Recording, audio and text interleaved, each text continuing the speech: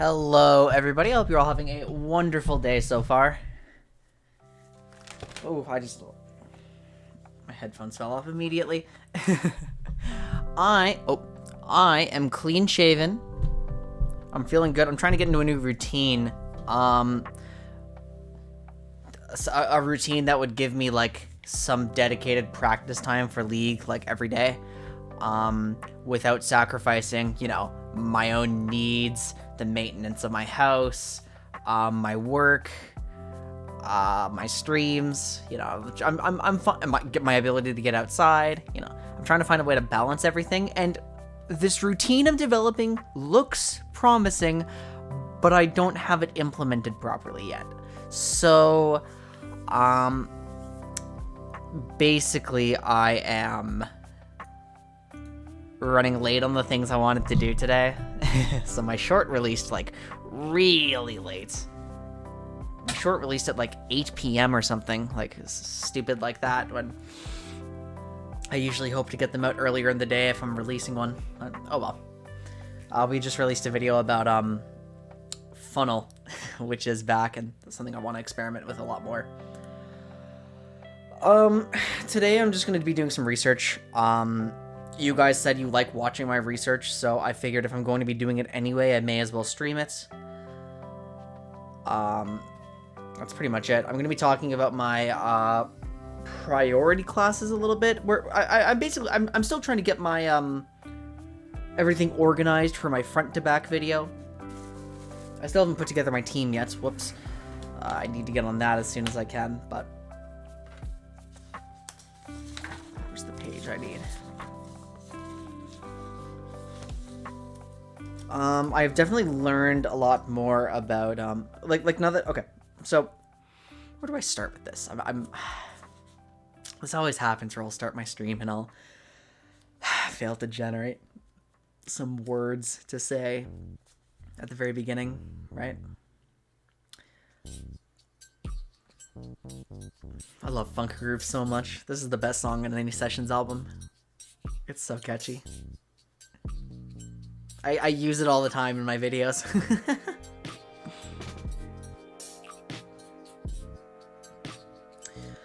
Okay, so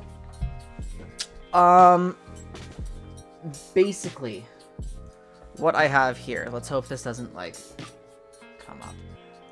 I was watching Darian's VAD series last night. It was grand finals, so there was no like co-stream.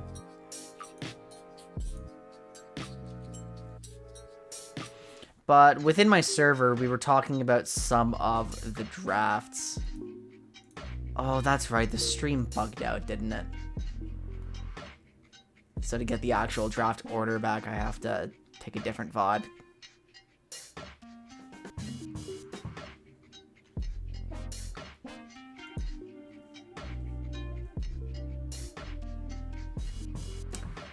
We're gonna open by pulling up that draft so I can kind of like introduce what I am talking about. Okay. Bear with me for a moment, guys. Well, first of all, here it is. This is the draft that we were talking about. In Crusaders versus Astronauts, they ended up with this composition that just looked like really, really awkward. When you start to build everybody's combat roles out, it's like, okay, you've got Nocturne and Camille as dive partners to each other, but then like the foundation of Seraphine, Misfortune isn't, and like Morgana isn't necessarily as stable as you would like. Plus you have like a partial dive going against like triple disengage. You have like 2 champions that imply wombo, 2 champions that imply dive, almost an artillery dive core, Morgana kind of here doing nothing, and so I was figuring out how to talk about that exactly. Here, we're gonna like full screen this. I'm remembering the draft now.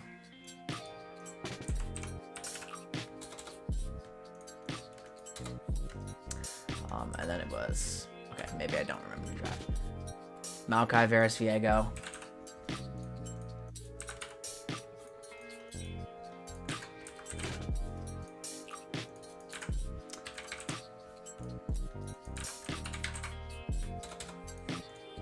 I love those names that you can type with one hand really easily, like Gragas. I guess Graves is actually the same thing. Yeah, just really clean.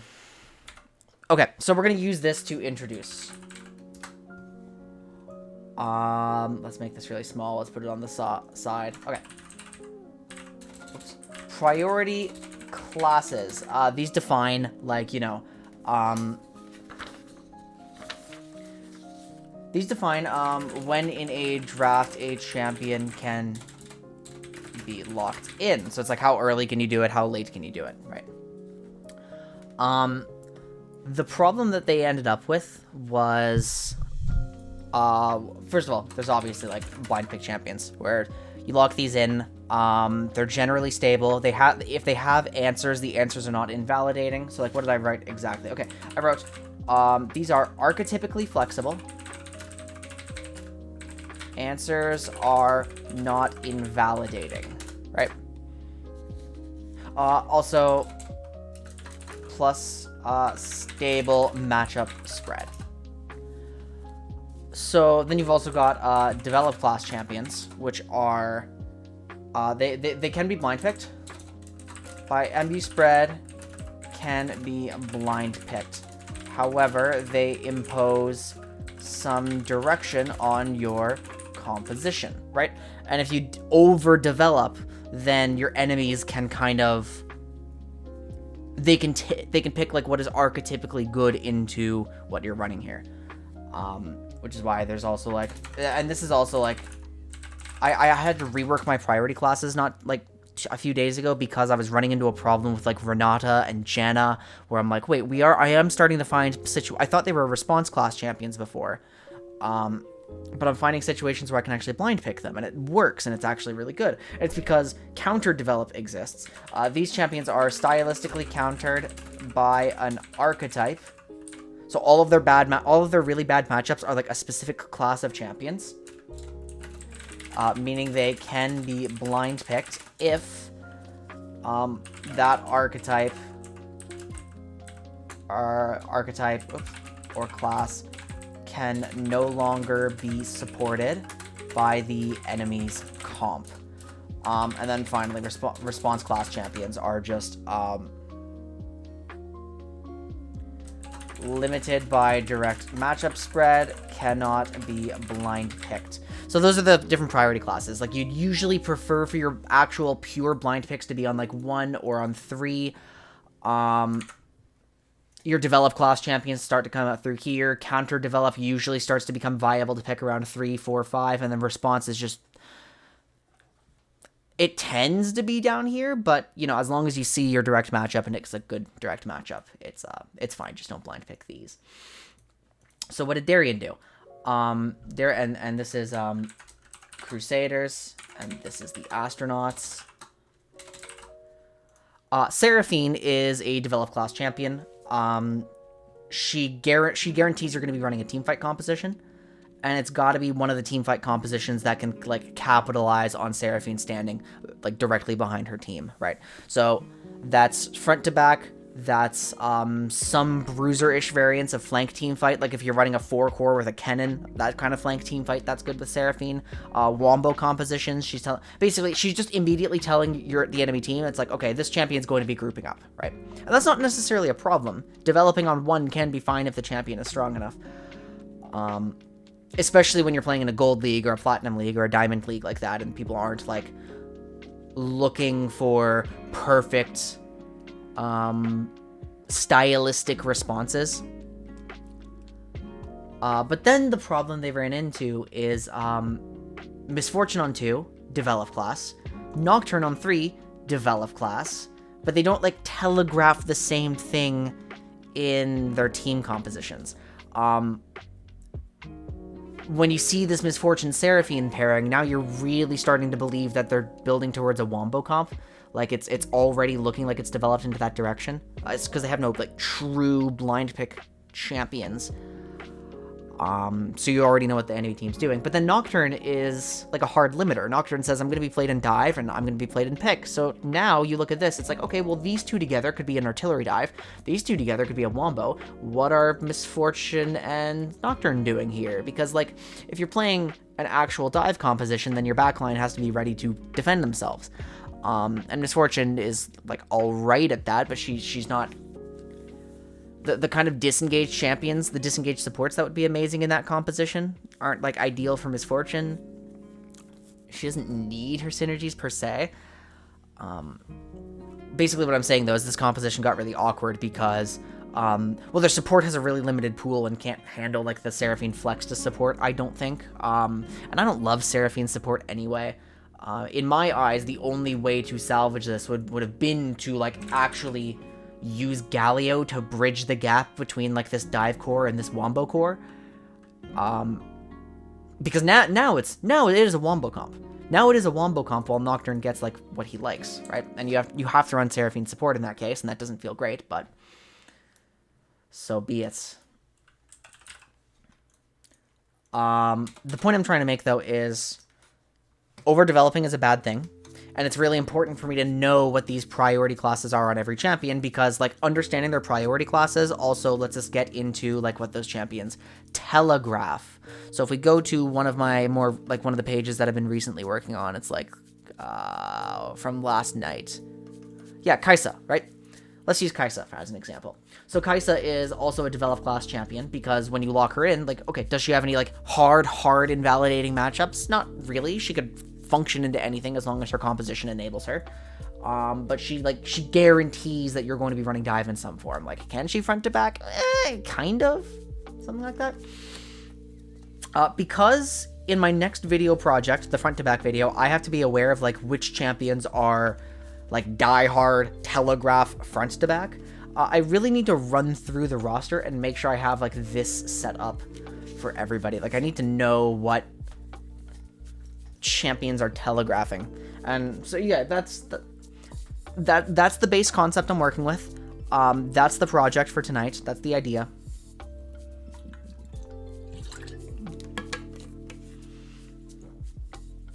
Here we are. So where do I start? Oh, and this also helps me to understand the redundancy principle. The redundancy principle is the idea in draft that anytime you have two stylistically identical champions on one early rotation, it's a mistake. Somebody locked, I think, yeah, it was Darian's team again, the Crusaders. They locked Viego Kaisa, R1, R2. And I believe this violates the redundancy principle, right? When they're paired together, they're both obviously going towards, like, a push-forward, single-target, blow-up kind of composition. And the stylistic answer to that is protection. So you could just immediately, you know, whoops. You could immediately do this. I can't type. You could slam a Lulu. You could slam a Renata, who can be blind-picked into Kaisa, or blind-picked into her direct matchup while Kaisa's face-off, because everything that Kaisa likes to play with is susceptible to Renata, right? You could be playing with, like, any form of protection here. There could be a Zillion. There could be, it could be a Tarek, and that would be annoying, right? There could be, like, less conventional protection. I'm just trying to come up with, like, less conventional protection, like something that isn't a shield or an immediate buff, or, like, unironically this, like, to a degree, but, like, you could argue that the Death Realm is protection. Cassante isn't in here, but Cassante would be, like, something that's fine into this style of comp. Actually, he'd be very good into this style of comp. The developed class stuff helps me to further understand the redundancy principle. So I've got all my tabs open. I've got everything that we could possibly need. We can, like, look at some team comps and start working with them. We can pull up, like, match histories of certain champions. And where's my pencil? Oh, I need my pencil. I forgot to go get my materials.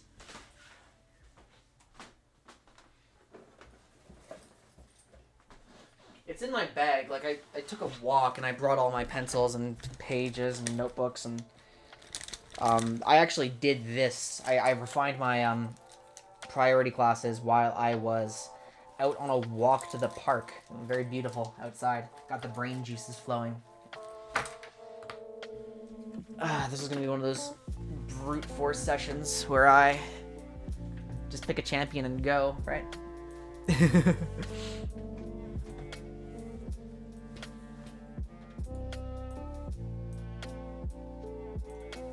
Okay. Oh, the goons are playing PvE games right now, testing season 13, huh? Nope, that's Plants vs. Zombies. They changed what they're doing. So who do we start with? Let's take our core front to back. Not this. Where am I going? Team compositions, archetypes. Yeah. Okay. Let's go to front to back. Static. Okay. Prefer to approach from the same angle. What telegraphs front to back is like immobile carries. Immobile team fight carries. I wrote that, right?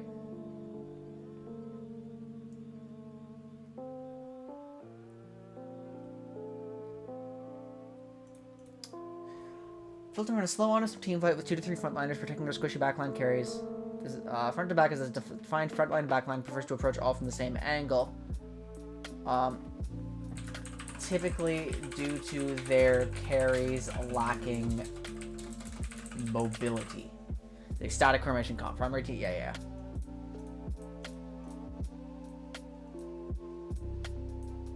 And I haven't finished everything. I wrote that initiators are mandatory in front to back unless the range is very short. Because otherwise you're bait and punish. You need the meat because you're a team fight composition who isn't inherently defensive. You do need some way to get something started. Yeah. Okay. So what we're probably gonna do is we're gonna take like a bunch of immobile carries and we're going to work out their priority classes. We're going to work out what they telegraph, and we're going to figure out how hard bound they are to front to back. I think that's a more cohesive plan for tonight. Yeah. Okay.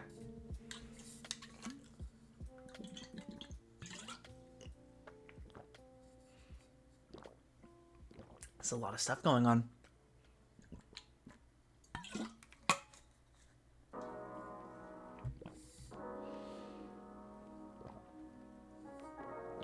Huh. Okay, so which champions are we going to use? Like who telegraphs what? Let's just pull up like we're going to make like a small tier list.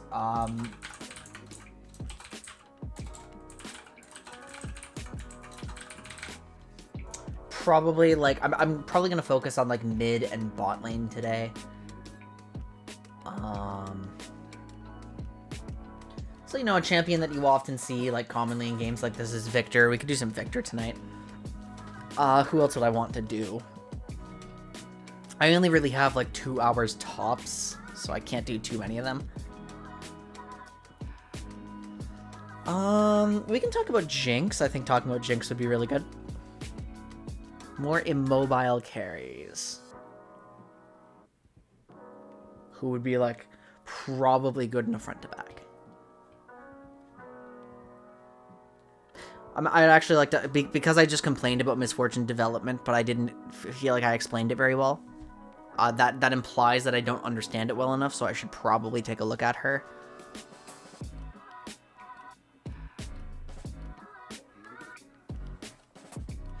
I mean, I'll throw Nico up here because I could probably do Nico's like right now.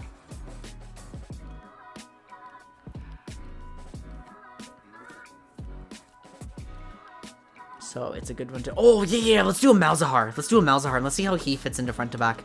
I think Malzahar would be a really good project for tonight.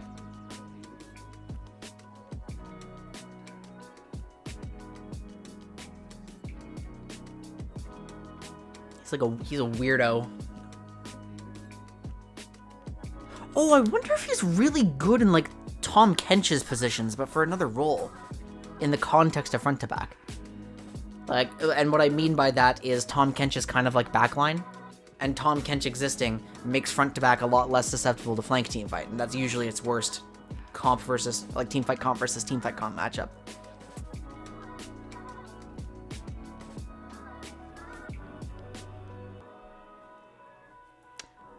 Um...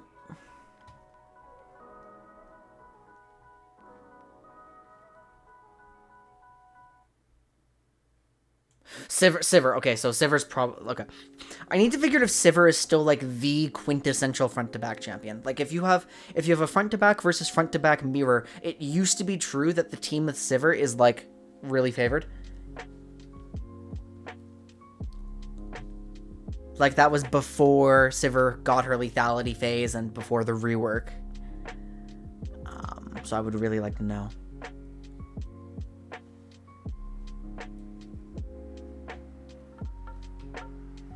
Probably worth like testing. Okay, 1, 2, 3, 4, 5, 6, 7. This is 7 champions. This is a good starting point. We can work with these 7 champions tonight. So, because I got the most excited about Malzahar, let's go with Malzahar. Now I do already know Malzahar's priority class because his did not change in the rework. Malzahar is response class. Malzahar is a counter pick only. Is he chameleon? Is he really? Hello, Sonic. Oh, no, on hit Nico. I see. So what I wrote originally, and we're going to verify that this is true, Malzahar is response class. I know that's true because I know for sure Malzahar is restricted by his matchup spread. I wrote that he's a chameleon, which means that Malzahar needs no specific... Malzahar needs no specific champion synergies and needs no specific compositional synergies. Sonic, thank you so much for the tier 1 sub for 16 months. Wowza. Very long time. Thank you very much. Is he truly a chameleon? Is he truly a chameleon? What does Malzahar imply? Okay. Let's grab some Malzahar compositions. Let's see. So Malzahar's not a champion I'd expect to have been picked, like, a lot, even though I think he's very strong. But let's see, like, what are the contexts? Right. He is only a chameleon if it's actually Nico. Oh! Oh, I see! Gotcha. Yeah, look, actually, oh no, there's still patch 11.19 stuff visible here. People do not play Malzahar. Wowza. This is Worlds 2021.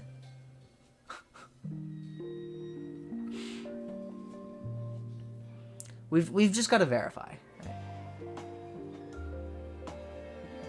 He's always got like occasional picks in. Oh, well, this one makes perfect sense, right? Into LeBlanc, one of his best matchups. Bomba caps.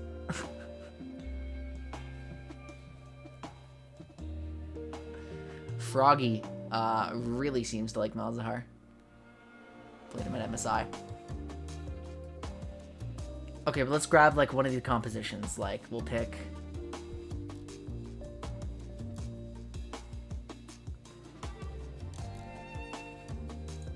I guess we have to just like, we have to stop and think and remember like what the point of Malzahar generally is, right?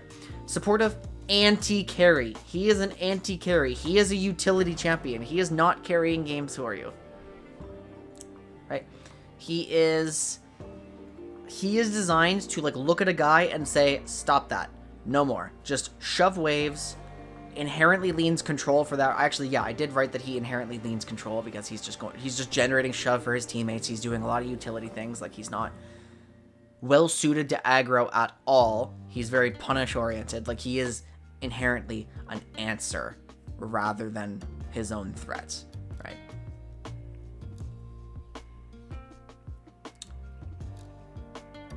So in the context of, it's like, let's just take a look. I'm gonna add, whoa, I don't want that. What the hell did I do? How do I undo it?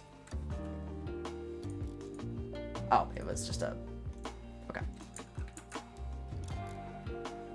Okay, so in the context of a front-to-back Malzahar,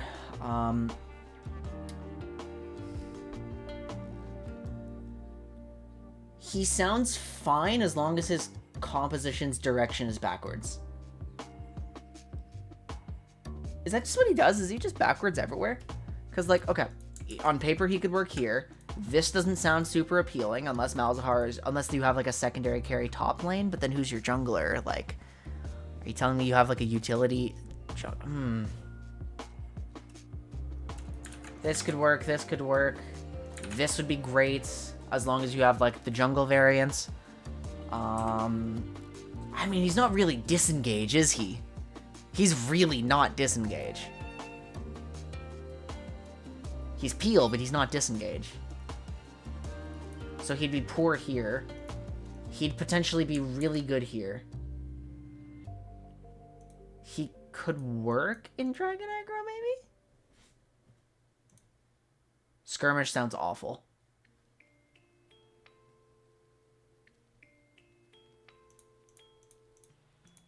I mean, we don't really call you a limiter if you have, like, a small number of compositions you fit into, right? This sounds awful. This sounds horrendous. I can't imagine running a dive comp with Malzahar. Unless he can somehow be, like, the only one in the backline, but even then, like, what are you doing with him?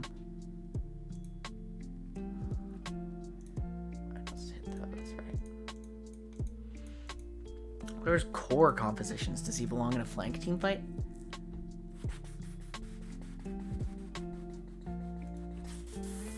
I'm gonna put a question mark here so I can investigate that later.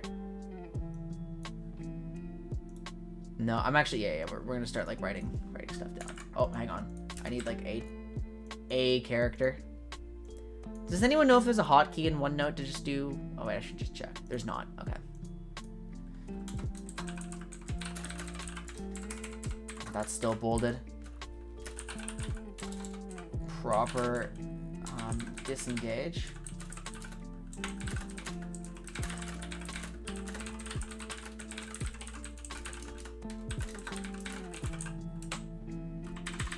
So you wouldn't want him here.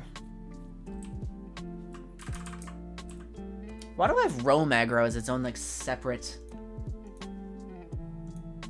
Like it's just a subclass of tempo. I guess it's a very different subclass. Roam aggro. Actually, I'll call it like Roam aggro here. Combo aggro. Like.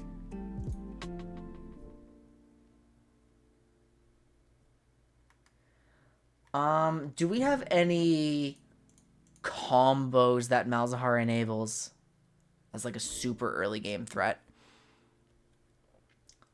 I mean, he's one of those champions where, like, if you have an aggro jungler, you love playing around your Malzahar post 6.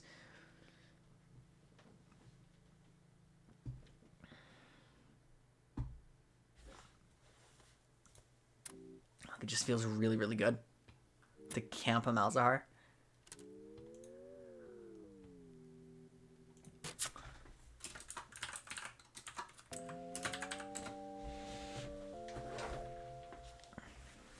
Well, let's like, maybe we spend some time like looking at what Malzahar's combat roles are most likely to be, because he's not like proper backline DPS. He's really not. He's obviously not frontline DPS. I mean, he could be good follow-up. Camp a Mr. Zahar, exactly. Oh, I haven't done muscle yet, I keep forgetting.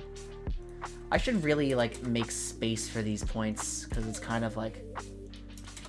Right now the text kind of bleeds together, and it's hard to read.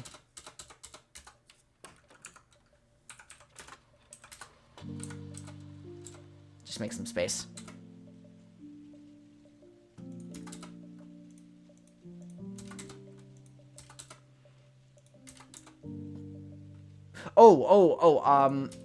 Sorry, I thought this was just a funny haha, not a genuine question. The premise behind camping a Malzahar is every single time the Malzahar's ultimate is up and you're an aggro jungler, you're causing problems in the mid lane. It's just stupid good setup if the enemy has like short range. What's up, Karibo? For everyone just coming in today, the objective is to take a look at some champions that would be completely fine and viable in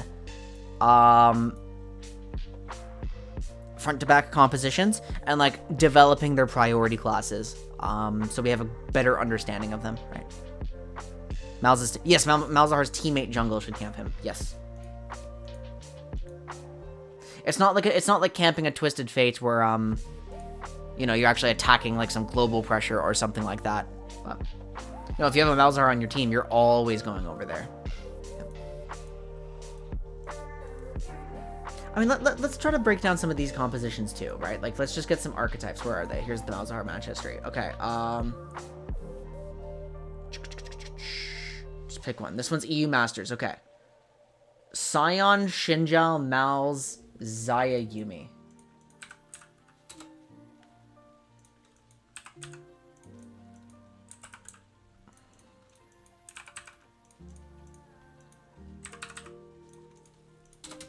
Okay, so what do we define this as? This is honestly just a 2 carry comp.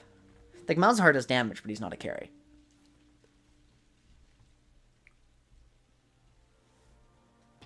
What are his numbers looking like right now? Like, they're not bad.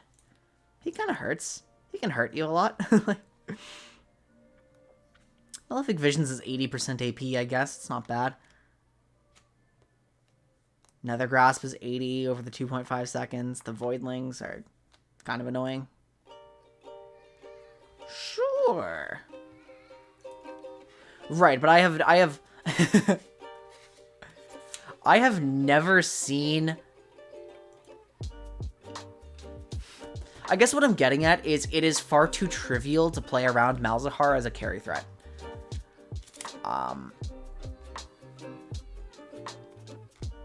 Okay, so it's actually pretty important. What the hell are they playing against in this Xayah game? LeBlanc, Ezreal, Rakan, Set, Viego.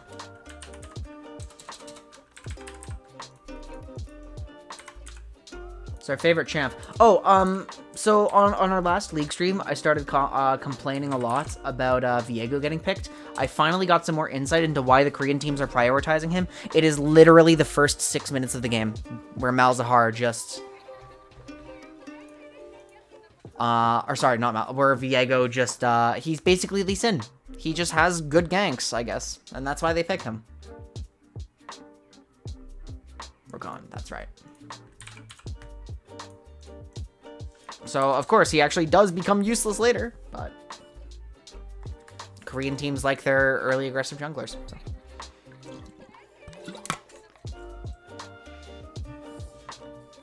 I immediately have to question what the hell Shinjao is doing in this composition. Like, what is going on here? This is such a backwards moving comp.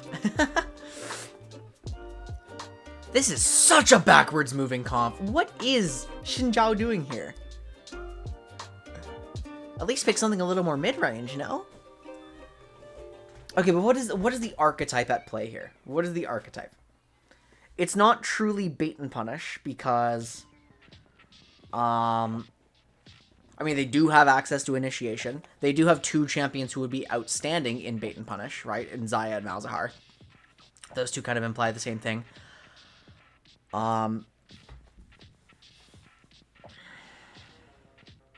What if we just watch the game play out?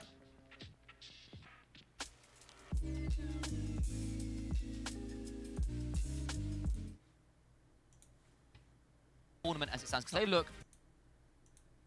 Why would I not watch the game play out? Born away. We mentioned the sign as well. It's the only remaining tank towards the top side of the map. Okay. So in the first 2 games, but in this okay, game so we're gonna go towards like 15 minutes when a team composition's archetype like starts to matter, right? Imagine watching a game. Couldn't be me. As visible, contest, but this is going to be a big blowout fight. Okay, yeah, this one's fine. This one's fine. Let's watch how the setup is. It's a 15-minute. It's in solidly in the mid game. Lane phase is over. It is a Herald skirmish. And how do they handle this? They really do not have control of the situation. You're running double immobile carry, so you don't love coming in through multiple chokes. Malzahar is just kind of harassing LeBlanc off while Sion buys some space.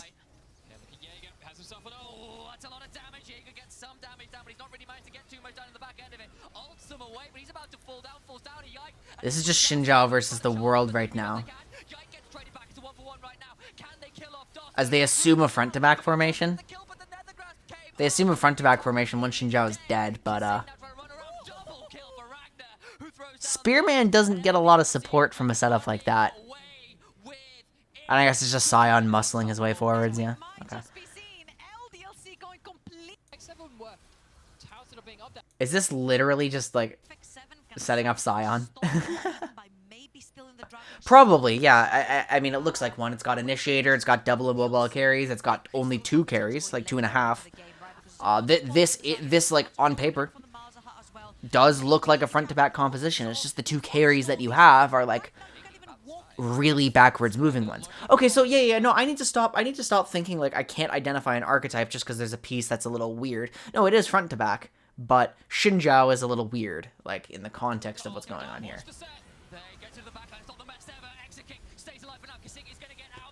Because, like, yeah, look at this, right? Half speed. They're sieging a turret.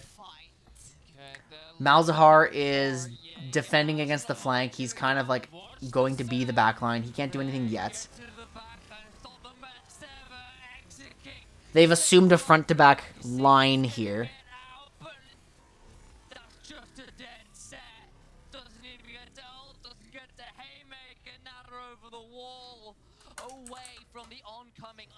And formations break down once team fights are like 1.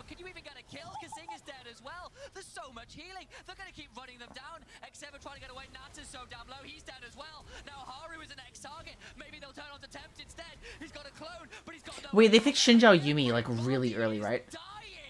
Yeah, they fixed Xinjiao Yumi on the same rotation. That's why Xinjiao's here, because they weren't expecting that. Wait, did they first? Oh, this is the lethality Xayah era. It's a different champion. Oh, duh. Bit of a rough situation here. You're not winning these 5v5s. They lock in a pick which says, well, maybe we have. This is Xayah at her greatest reach. This is what happens when it doesn't work out. This is what happens when you go for the 5v5s, but you just don't have the same tools to fight with. You're relying on Exakick not having his hands in the right place at the right time. And this is such a difficult game for Exakick.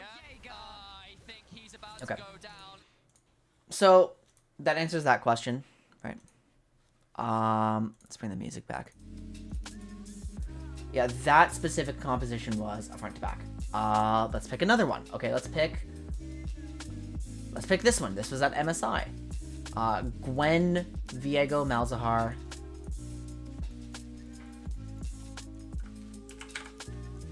Gwen, Viego, Malzahar, and Trist Leona.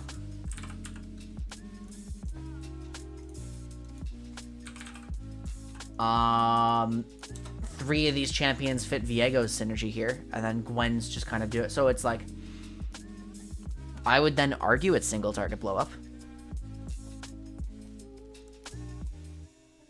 What does that tell us about? See, I'm getting distracted now because now I'm like, ooh, but what does that tell us about Gwen? But it's not about Gwen, it's about Malzahar.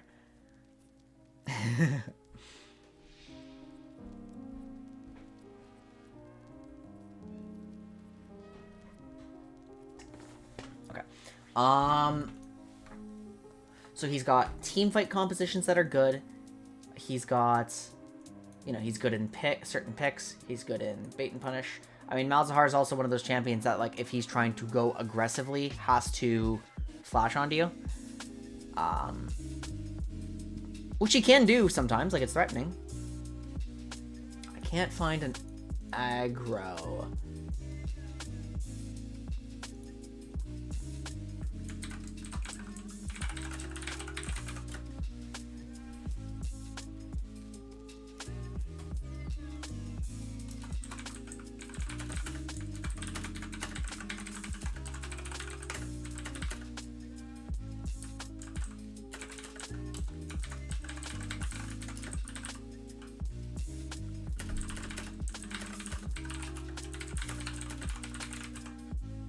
Type.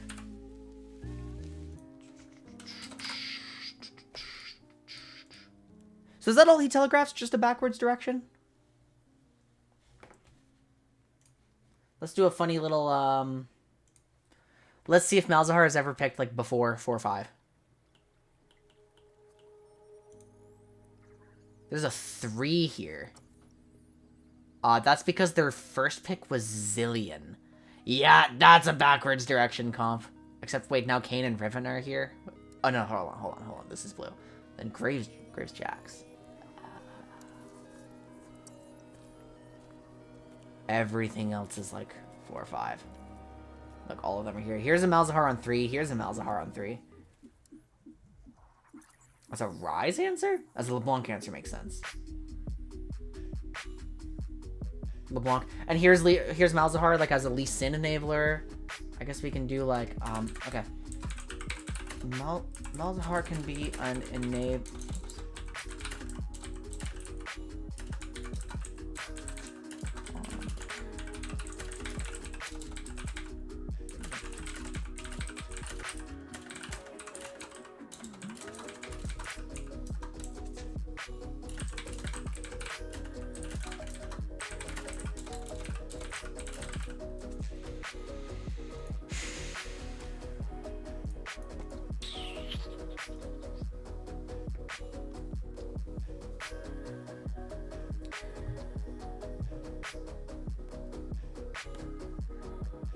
Okay, yeah, so you have a relatively pure response champion. A champion who's really only telegraphed factors would be, like, a backwards moving direction, and he's probably not being played in, like... no, he can be played in flank. If Malzahar... Oh, what? Wait. Should I define flank subcategories here? Define flank subcategories. Malzahar fits into comps with, into 4-1 team fight formations with flank initiator, i.e. cannon.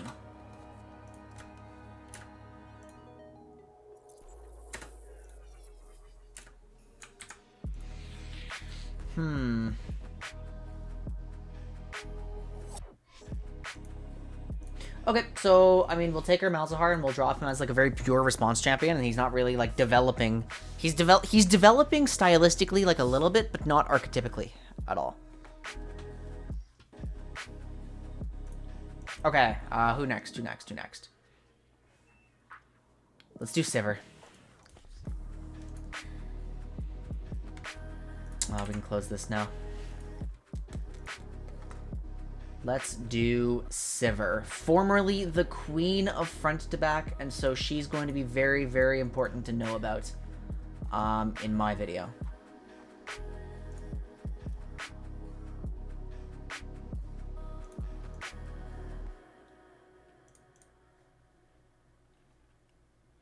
Okay, so what information did I have about Sivir before? I wrote that she's impulse class, but I didn't have a priority or a resource class. Okay, let's fix that. Sivir had her time in the spotlight, and she's still relatively good right now.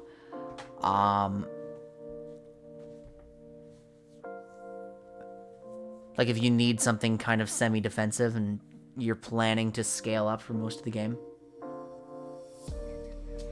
she can defend herself very well. This is Deft losing on her. It's a DRX versus T1 from, like, main stage. That's funny. Instead of finals. We're seeing Sivir paired with, like, Akali Sylas. Here's, like, a Vi Galio combo. Sivir Yumi is always really common. Sivir Rakan. Pretty self-sufficient in those contexts, I guess. Sivir Azir. Okay, we're seeing... here's, like, a Sivir Syndra with Udyr. There's a Sylas up here, which is lacking true initiation, but has, like, some catch tools. No, unless you're using Sylas as your initiation, I guess. Sivir Amumu with based Maokai mid?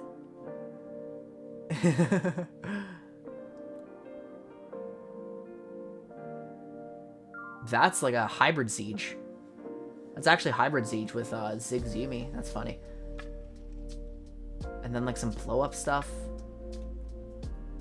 They're using Sivir as a Caitlyn answer. That kind of didn't work by the looks of it.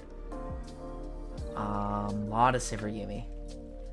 I'm just looking at her mid laners to see if anything stands out. Another Hybrid Siege.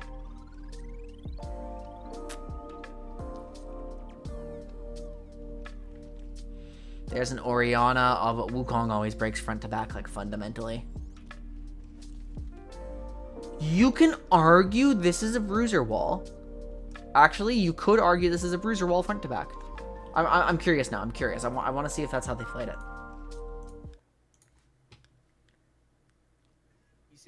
Because you could play that as flank, or you could play that as bruiser wall.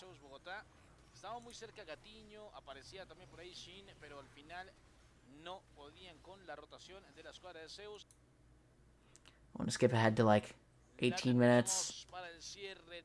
Surely something's brewing. Oh wait. There actually just was a Drake take like a moment ago. It wasn't a combat Drake take though. I want combats. I want bloodshed. I want to see how like this composition sets themselves up, and if it works. This is Aatrox getting caught, and Silas TPing in to try to nope. Yeah, Silas TPing in to try to save him. So that's not the that's not like a full.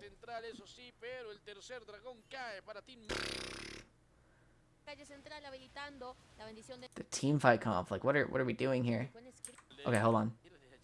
Kills jumped a lot at some point soon. This looks promising. How are they setting up? Is this a bruiser wall? Well, like this 3-core would always be front to back. It's kind of just the Sylas. I mean, what does Sylas have to work with? He has Sejuani ultimate. He has a Zero ultimate.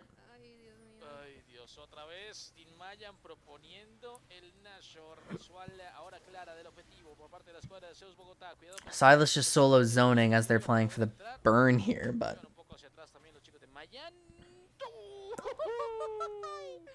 Was Yumi doing the thing, by the way? Was Yumi doing the Baron tank? I didn't notice.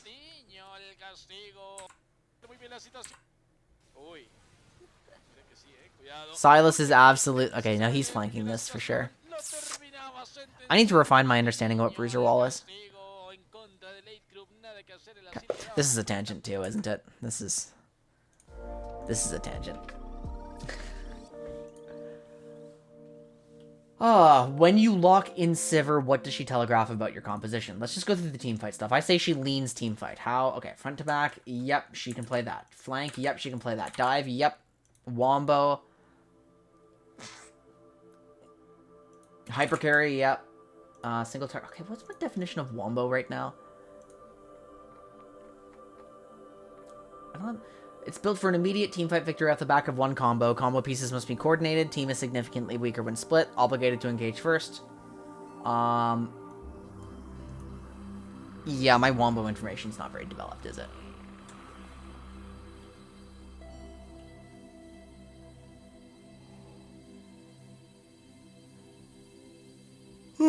Excuse me. This is kind of front to back. This is kind of front to back. I mean, she's really just picked whenever you want Yumi on your team, isn't she?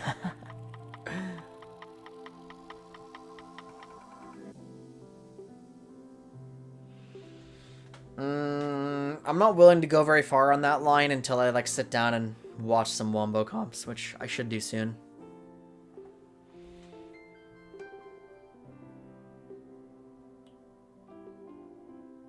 Unless you're implying she's, like, cleaning up on the combo. Which maybe is necessary. Oh, yeah, how necessary is cleanup in a Wombo comp?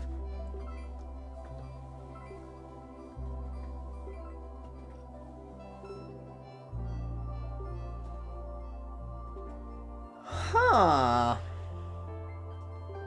Probably pretty necessary. Because it's unlikely that your combo 100 to 0s everybody. And it says team fight victory, not necessarily kill everybody. So yeah, I mean, by that definition, Sivir would work well in Wombo. Well enough. And what does she enable, like, as her support? Because she's just... Does she enable any Wombo supports? Not necessarily. I mean, because those would be, like, a Mumu, Rel, Rakan. Oh, Sivir Rakan would be good. In the right situation. I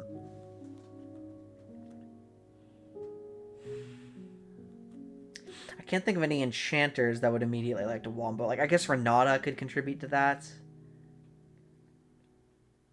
Seraphine, but we don't want to run Seraphine support if we can avoid it.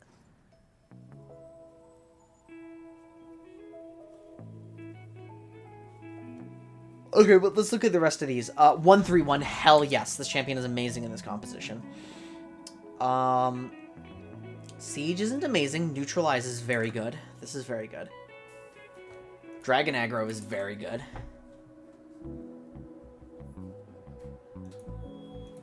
I would not want to run a skirmish aggro with Sivir on my team.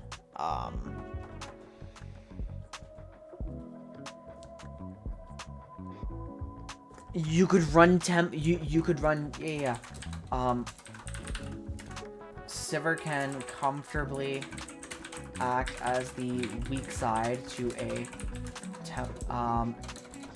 top lane, to a top side tempo strategy.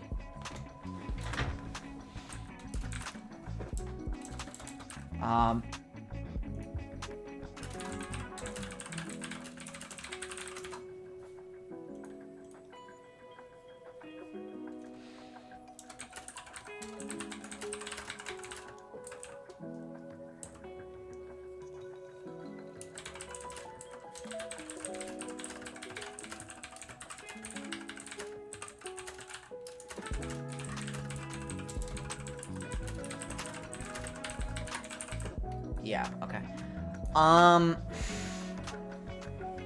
No, this champ's flexible as hell. I'm not seeing her, like, developing into anything. As far as, like, actual matchup spread, though...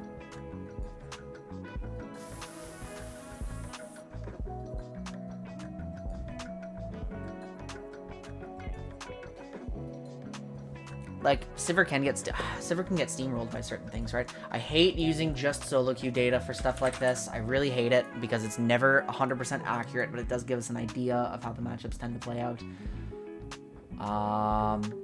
Yeah, we know this one's fucked. Like on Ducks, Twitch was always our favorite Sivir answer. Apparently Kog'Maw. I guess that can make sense.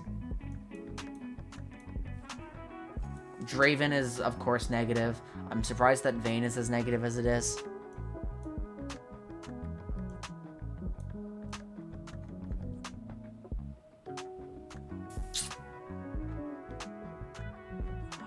I'm remembering what we did here, where we developed, like...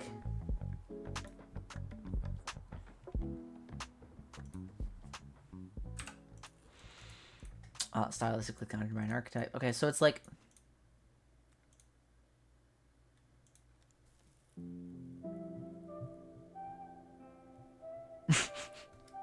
Playing Triforce Sivir? I don't know, but I probably wouldn't encourage it, to be honest. I can't imagine why you would want to build Sivir for her 1-item spike, rather than her 3-item spike.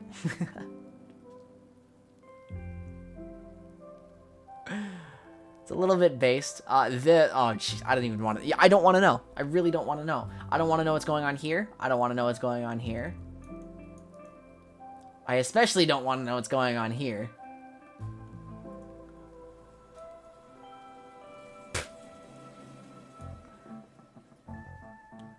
Oh, I see. Am I missing a class again? Because it's like...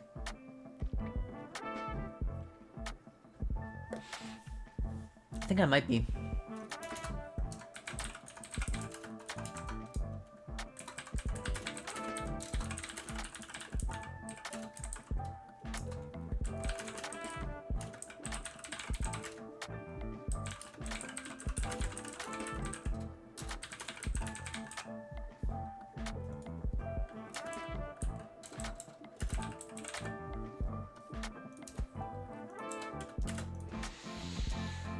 Do we need to include this? Is this a thing that I have to do?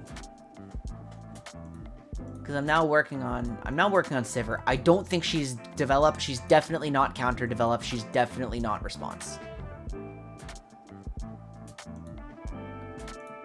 I forgot that was a feature I could do.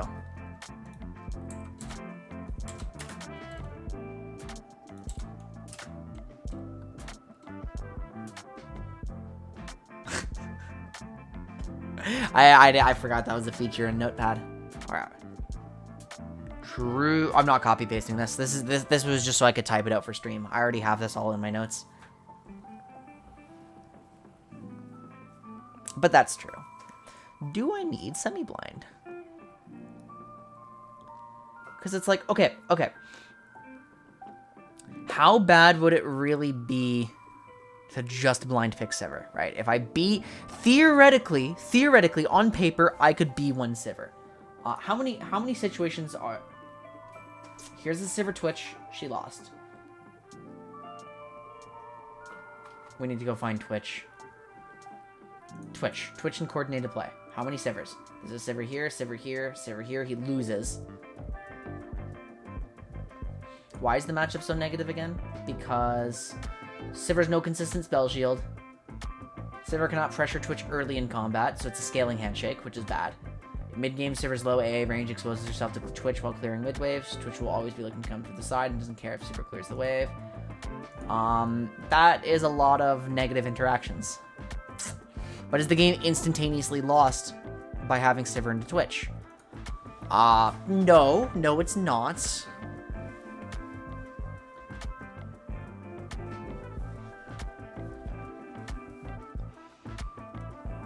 That's right. Last time we were working on Sivir matchups, we realized that a lot of them are not, like, free wins at all. Like, in a direct 1v1, Sivir would not win, but we're not, like, that's right. Sivir's matchups, where was it? Sivir's matchups are swung by the quality of her spell shield as much as how much value she gains from neutralizing her opponent. Sivir can simply avoid a lot of her bad interactions.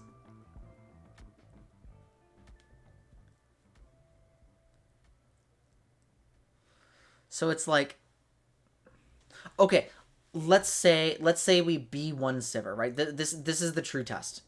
This is the true test. If we B1 Sivir,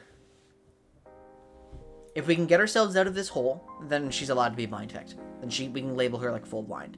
They pick a response to Sivir, right? They pick Twitch. Just with this alone, how could we pivot away? Like what could we draft into such that this isn't a problem? Because Twitch is going to get some free scaling. I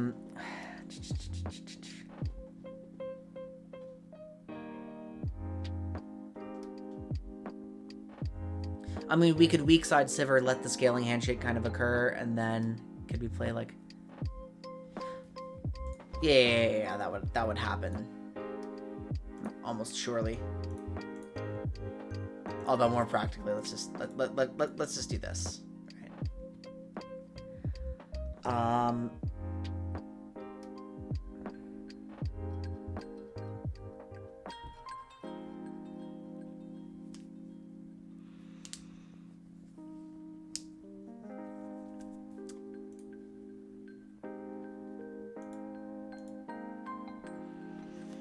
Well, we definitely wouldn't want to leave Sivir, like, alone. Like, completely alone. So we probably wouldn't want to go full dive from this point, right? Because if Sivir's premise in a dive comp is that she is really good at just keeping herself alive and peeling for herself, then she's not going to successfully do that.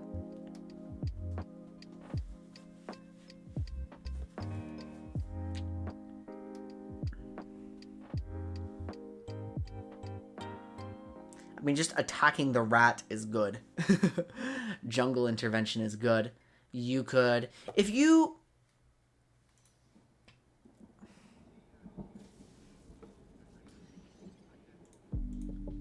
I mean, on paper, like... could just do something like this, and then what direction does that... I mean, you could move this into a front to back here. Was it a coincidence that when Twitch was seeing a lot, we saw a lot of Vi, because hard engage should beat him? I mean, isolating the Twitch and, like, opting into single target blow up and playing it reactively to Twitch. So, like, actually, we could, like...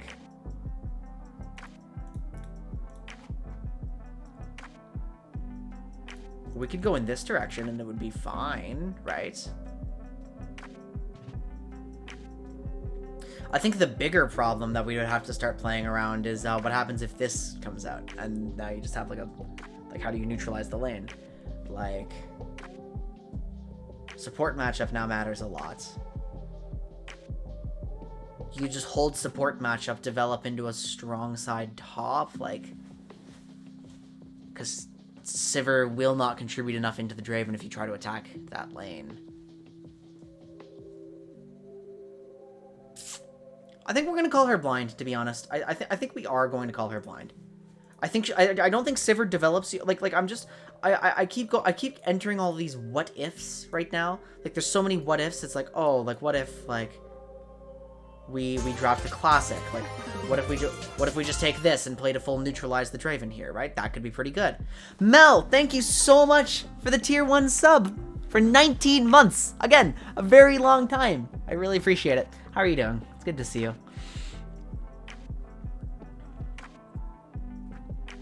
Yeah, there's too many what ifs, and I feel like Sivir doesn't lock you into a specific direction enough.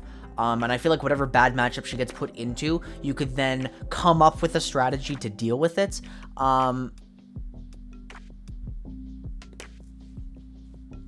So that's cool. I don't think she telegraphs anything in particular. I think she's flexible. What does she need? Does she need anything from her teammates? So we'll give her a blind priority class, and we'll do...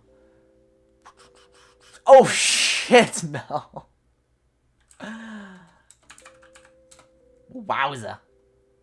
Do I have any Sivir synergies written out here? I technically don't. What does she need?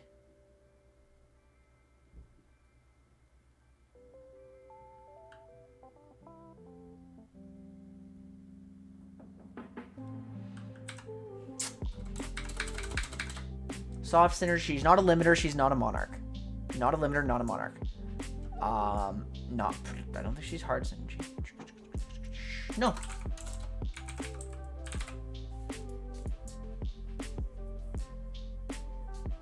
Cool. Yeah, she's the one who just supplements other things around her pretty easily.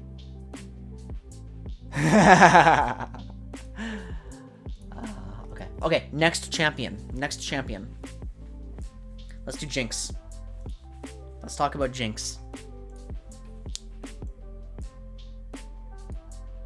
Jinx is... I wrote her... Okay, so the last time I did anything with Jinx, she ended up with the Blind Priority class, the Chameleon Resource class, the Impulse Practice class.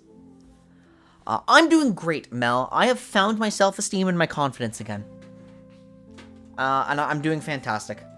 I'm doing really, really good. I'm settling into a routine, and things are absolutely on the upswing. I feel like once I'm on that routine, I'm going to get so much better at League. I'm going to have so much more content coming out. I'm going to be a lot more consistent. I'm 100 subscribers away on YouTube from accessing monetization, which is huge.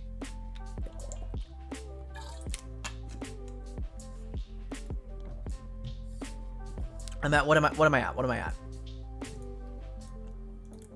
I am at 902 subs.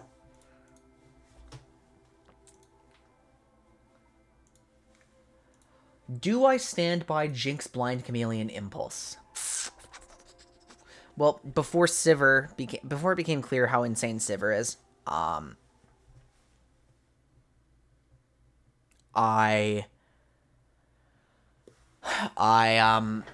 was declaring Jinx as like the most self-sufficient hyper carry by a lot.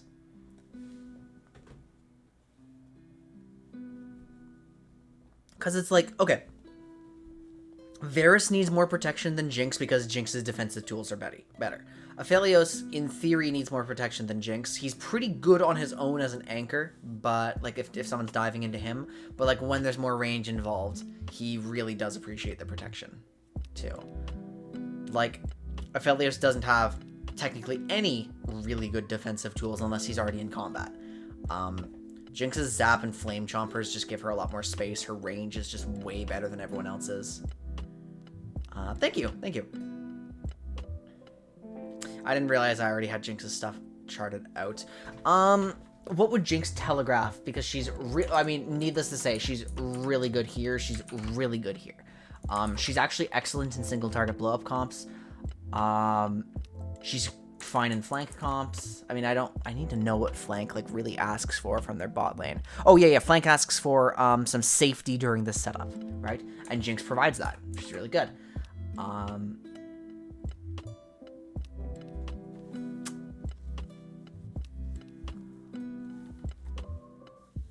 I think she's probably fine in skirmish.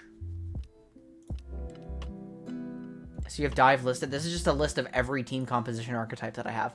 It doesn't mean she's good at it, right? Is anti-dive a comp design? Bait and punish. The bait and punish composition is that is the composition. It is a control comp. It is designed to get there first and punish you from interacting with space.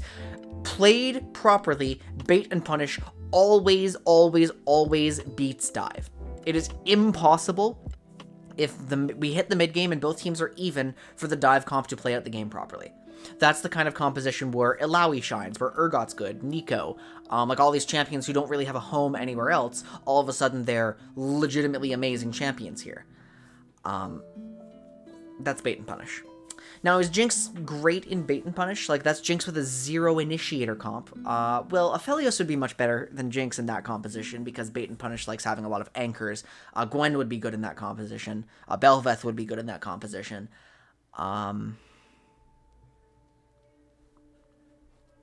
But the Jinx, I mean, like... No, Jinx is a champion where you can just, like, slam her in anything and it feels good enough. Like, you could realistically put Jinx in any kind of team composition and it would be fine. Like, let's find Jinx, right? Let's find Jinx here. What do we have? Viego comp, okay, single target blow off.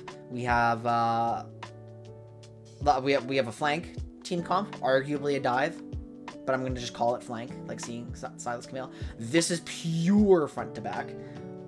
This is... Okay, I don't know how to classify it with a Heimerdinger there, but we do have like a very forward-moving engage composition here. Viego comp.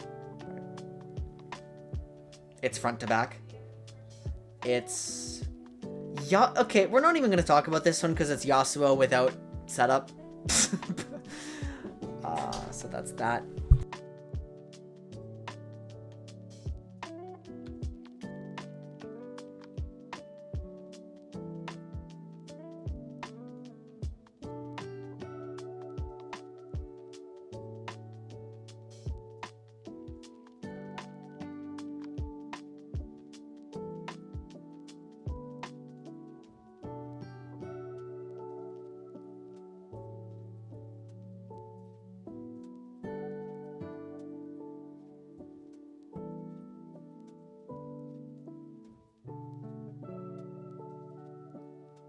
Okay, sorry about it.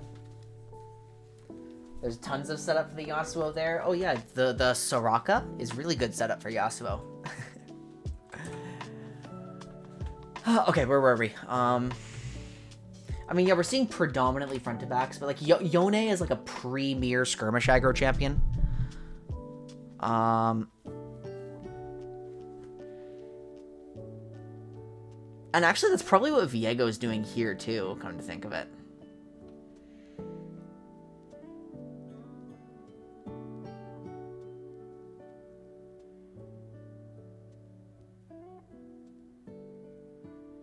That's single target blow up. Wow, that's this guys, look right here. Look right here. This comp here. This is one of the purest forms of single target blow up I have ever seen. Look, double reset champ, huge burst combos topside, tons of lockdown through Nautilus. This is absolute single target blow up. This is like the archetype to a T. They lost, but that's what it should look like.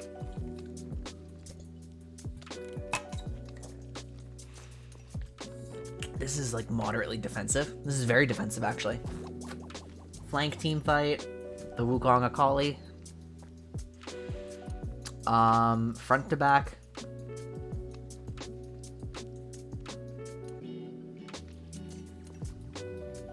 Not really a drag. Okay, what would... Okay, I'm gonna stand by it. I think I was right last time I put that down. I'm sorry, I didn't realize I had stuff written for Jinx already. I guess it makes sense. Okay, so last time I was working on Miss Fortune, I wrote her as Develop Soft Synergy Impulse. I'm revisiting these champions because of the priority class rework, right? Develop into what, though? What are we developing Miss Fortune into? First of all, Premier Wombo champ. She's good in front to back. I would not pick her in hyper carry.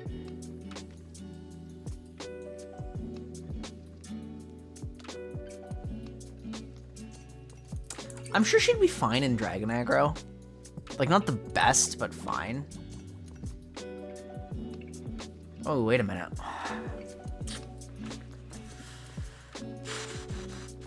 So, there's probably a reason that we don't see as much Miss Fortune as we would expect. You're making inroads on your workouts. Mel, I'm not gonna lie. I did not know what that is. Oh, that's what... 18-minute miles to 7. Let's go! Progress! We're climbing! MF. Okay. Oh, she's being played in single target blow up?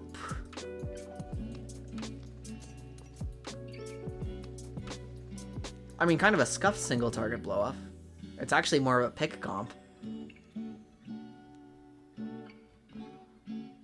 Because there's no payoff to killing someone. So it is, yeah, so it is a pick comp, because otherwise, like...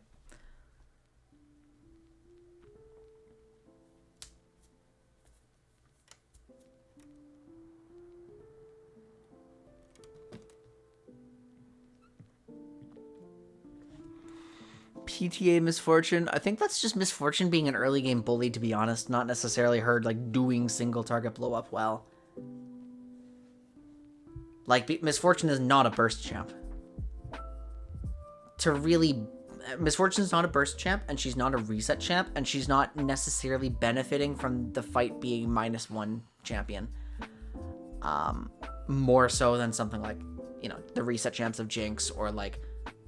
Vayne would go hard in a single target blow up, because if you execute single target blow up properly, then team fight formations collapse, and then Vayne is very happy.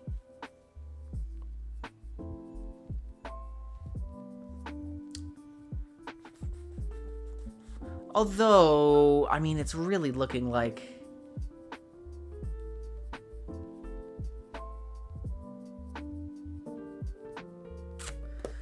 So in a game like this, Miss Fortune without immediate setup, but all of the champions around her are like, it's clearly a Viego comp.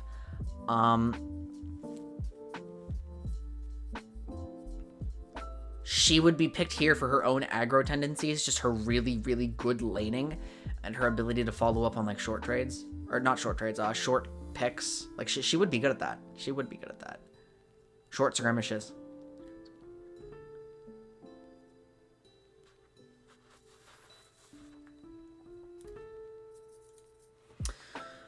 And I mean, like, she's flexible enough. It's like, okay, am I leaning too hard into like Miss Fortune's ultimate here? Am I thinking too much about just bullet time? Like, bullet time is kind of the reason to pick Miss Fortune. But from a solo queue perspective, she does so much more. From a comp perspective, I mean, her objective DPS is not as high as you would love it to be. It's not as high as the hyper carries. It's good, but it's not as high as the hyper carries. I guess she does have the builds that just like when lethality or Leandri's MF are good. She kind of just harasses you down. Like, I mean, tempo is maybe an unreliable tempo. Maybe secondary win condition for tempo. Like,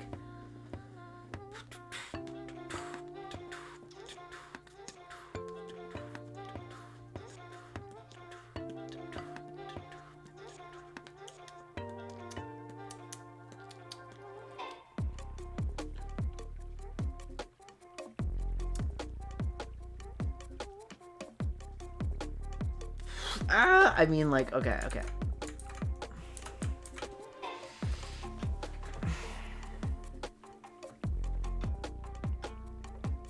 Oh, that's right, because this thing, Thank you. There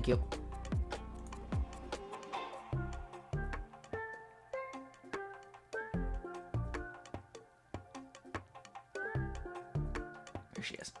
Couldn't find her. Yeah, this thing doesn't scale off any AD, I forgot.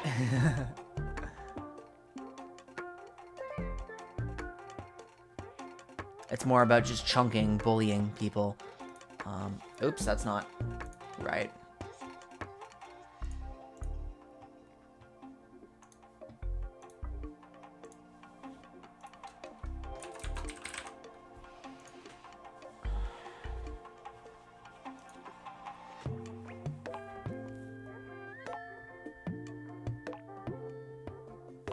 I mean, it's like, I'll put a question mark there. Okay, so do we consider Strut's move speed enough to keep Misfortune safe during, like, a flank setup? It probably actually would be.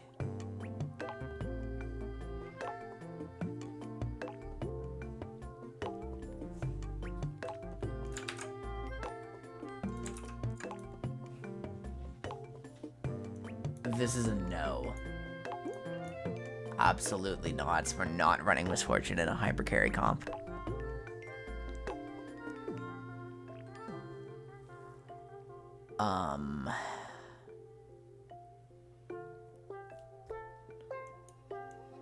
Probably not here, because okay. I think the way we should approach this, capable of bullying her lane, translating that power into a devastation. Yeah, okay. We're going to fundamentally look at this from a Misfortune is not control angle.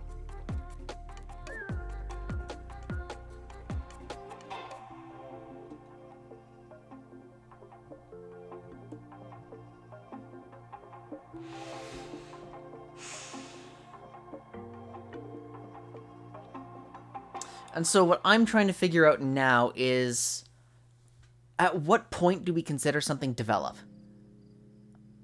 Like, so to be a develop class champion, you have to be blind pick. You have to be you must be blind picked, but you have to telegraph like a compositional direction.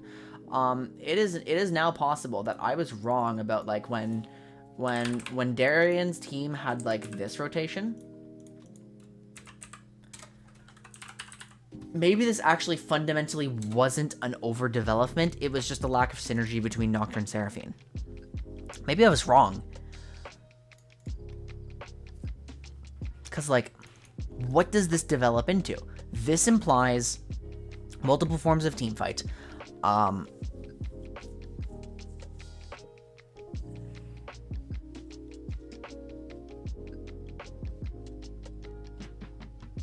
Misfortune wouldn't be satisfied, like, just beating up on tanks. Like, fundamentally, I think she does want to beat up squishies and abuse them. Not to say that she can't hit tanks, especially with the dominant Kraken Slayer build right now. But, like, again, if I want to be pure front-to-backing, like the purest form of it, and the enemy has, like, it's like a front-to-back mirror, I'm not super satisfied having Misfortune, I guess, unless, like, she just wants to shred through the front. Shredding through the front line with ultimate is real. It is real. It is worth it sometimes.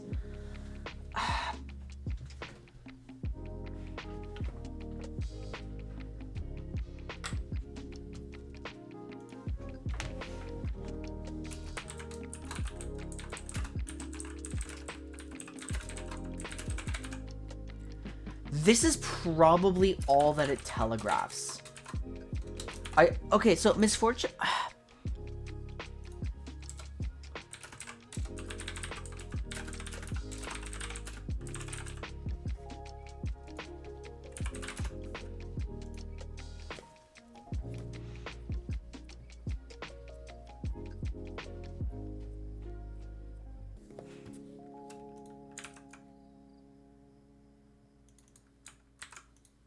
I mean, like, the soft control comps are still okay.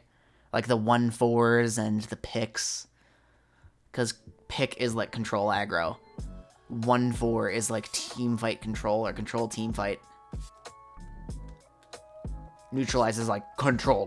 It's, like, pure control. So, neutralize and siege and 1-3-1, absolutely not misfortune comps. Those are the pure controls.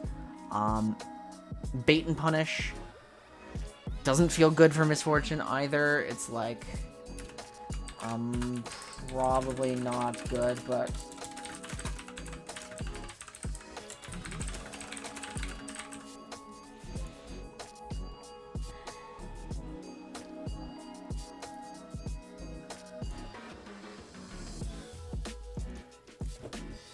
I actually think she might be a blind. I'm not sure that misfortune imposes enough onto, or I'm not sure that misfortune like betrays her comp's direction enough to be a develop pick. Oh wait, nope. We're forgetting something. The core premise of being pure blind is that you're archetypically flexible, and misfortune technically isn't.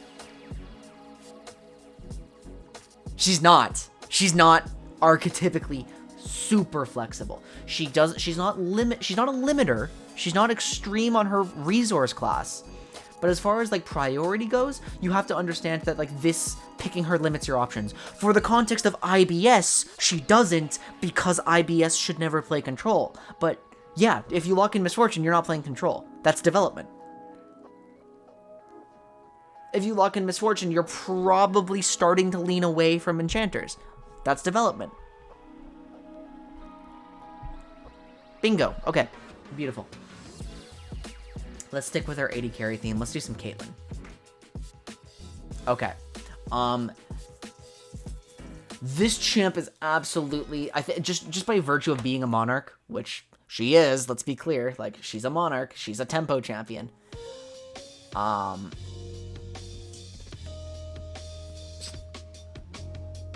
Then, okay, wait, I think I've got this. Caitlyn can play front to back in the context that she's in a relative composition.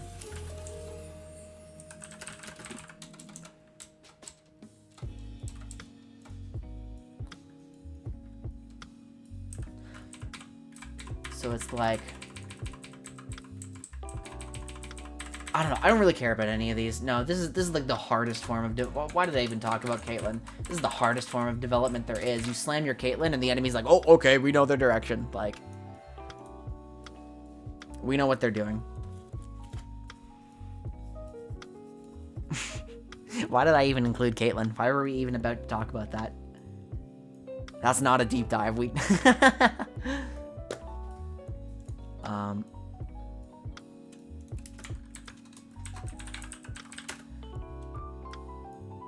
Guaranteed that Caitlyn is the pillar of her composition. If not, she is vulnerable.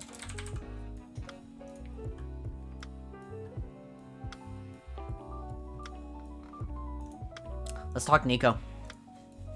Let's figure out what Nico does. So, before I had nothing. I had nothing about Nico. Oh my god, I have some... Oh no, I'm not... We're removing that. That was from like season 9 or something. This is from... Wow, what an outdated page. This one's gross. Okay, so what does Nico telegraph? Okay, this is her composition. This is her core composition. She is a bait and punish.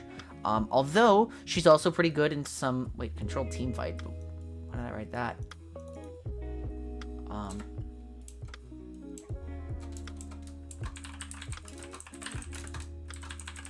I think this is more accurate because you can run Nico for like some specific aggros. You can run Nico for some tempo. You can run Nico for some dragon aggro. You can run Nico. I mean, I guess you can run... I wouldn't want to run Nico in skirmish, although she's like kind of fine. She's fine for the early phases, but she doesn't scale, so if she's getting the gold, it feels bad.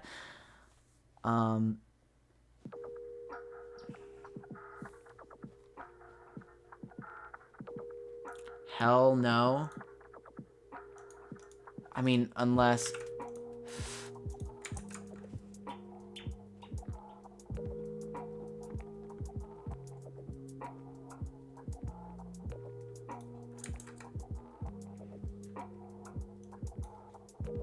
Hyper carry's too specific.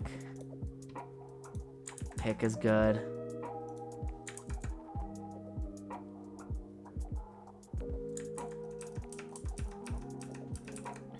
I mean, Nico's a good wombo champion, but she's not consistent at it. Nico top lane makes her really good at like flank team fights. Pure front to back? Here, let me pull up my first draft of this is my first draft of like where people fit into front to backs, and I'm not sure that 100% of it is accurate, but where did I put Nico? I put her as a viable backline carry. She's here. So, am I right?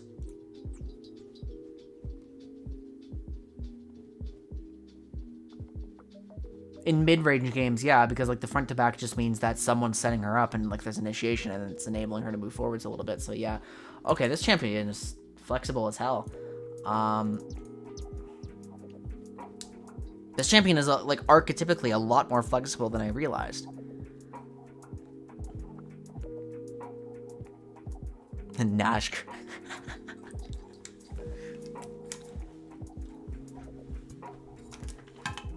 Oh, but she can limit herself based on what role is being played. Wait, should I just be playing her support like a lot more often than I am?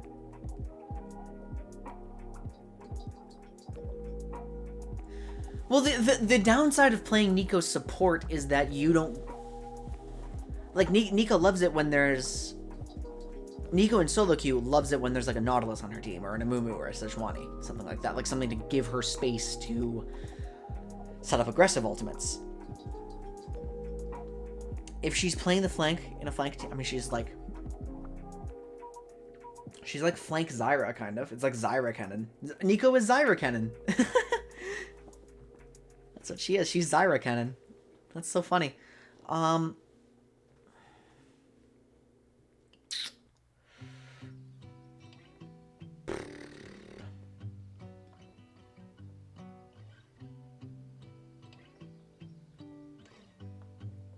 Would not want to run Nico in a dive comp. I don't think she has enough.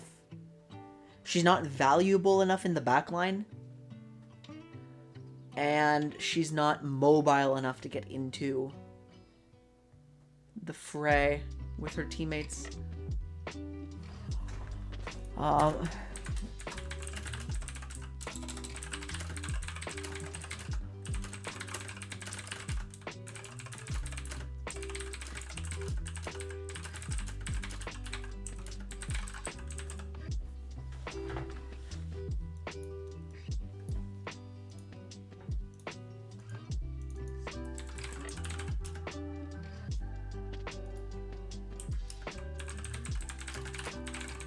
I'll just leave it like that. She shouldn't be played in dive. I mean, this one's good.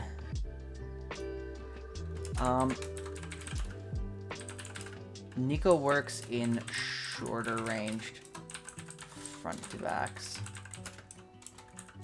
in which it's more likely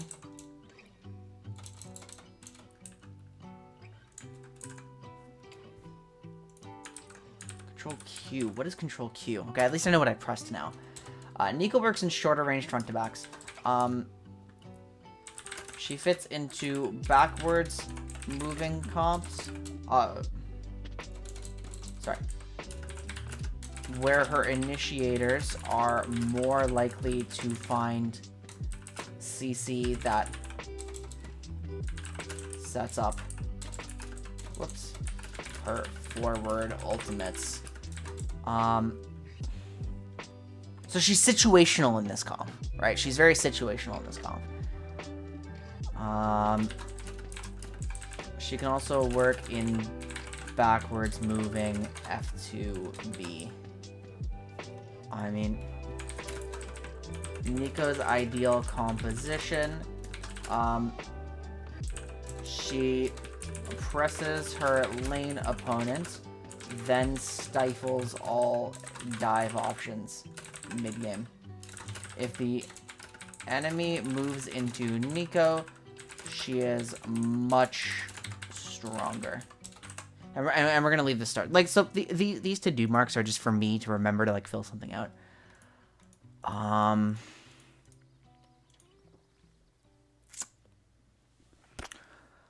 So what are the Nico counter picks? Like, if you pick Nico, and then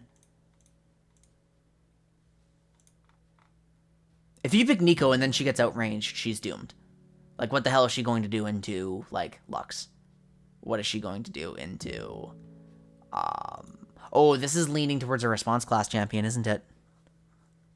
Top lane, absolutely response class, no? Like, support, support, I mean, I feel like I want her in this situations where, like, I feel like I want her into melees. Like, I feel like I want her in the matchups where Zyra sounds good but loses.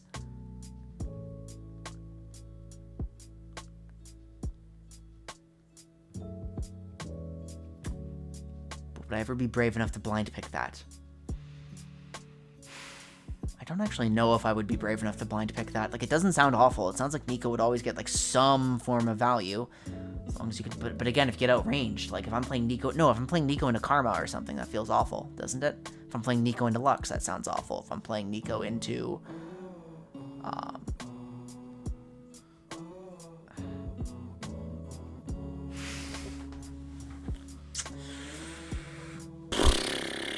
this is hard, because I know the lower elo you go on Nico, like, the more she just wins her lane every time. Well, the problem with that, Sonic, is that I'm getting the feeling that Nico is one of those champions who is, like, a flex. To be a true flex pick, you need to be either blind or develop in one of your roles. If Nico, if I go along here and I find, because Nico would get a separate priority class for each of her roles. If I go through here and I find it's response, she's not actually a flex pick. She's just a champion who can play 4 roles.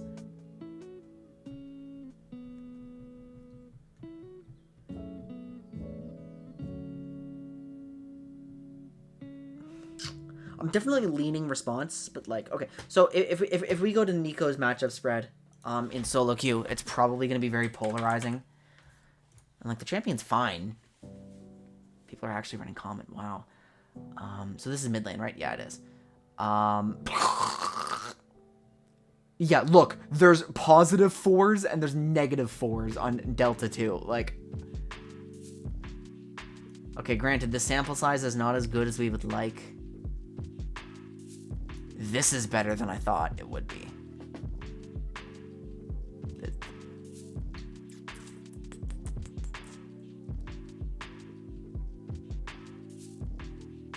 We're getting into territory where the data's unreliable. Like, look at these sample sizes.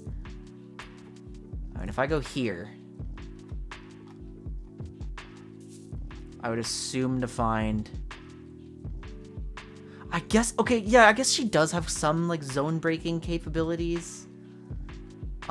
This is what I predicted, yes. That makes sense, but I didn't think about it at all.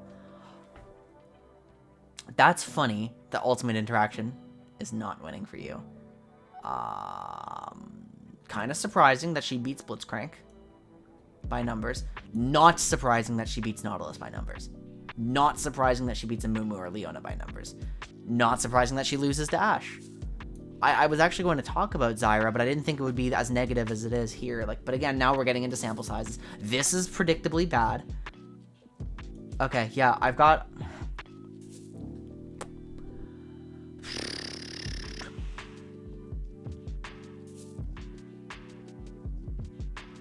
Yep, okay.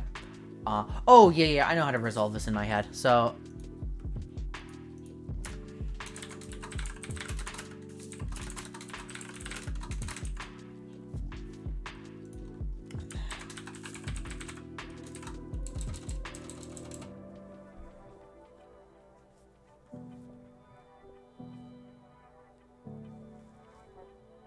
How much is the support matchup you're looking at dependent on who's playing ADC? Shouldn't be. It really should not be that dependent on who's playing AD carry. If Nico's being played into engage, then she should stifle it pretty well. Like, Nico should be hell for Leona in almost any situation. And, like, the only exception would be, like, a Draven Leona, and then even in that case, you can dodge the follow-up damage with a good W. Like...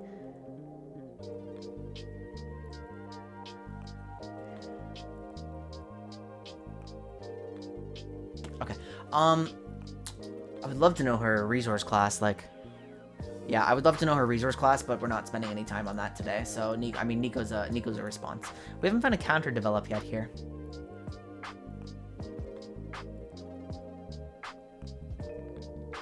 Oh, probably. Yeah, yeah, probably. I mean, because who picks Nami without Lucian?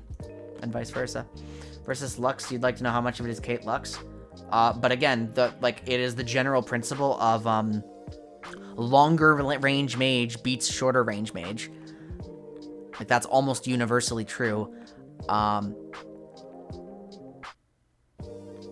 then that's exacerbated in bot lane, always. Because if you ever find it... Because Nico, in that context, would find herself in an awkward poke versus poke. And then if you're in poke versus poke, that's the most volatile bot lane. And Nico doesn't win. Like, so... Lux is popular, right? She doesn't get played just with Caitlyn. Caitlyn would also eviscerate Nico, but even in the direct 1v1, like... Okay, yeah, can Nico find catches on the AD carry, regardless of support matchup? Sure, if the enemy AD carry is in, excuse me, like a disrespectful place. But I don't think, like, Lux should be letting Nico find those opportunities.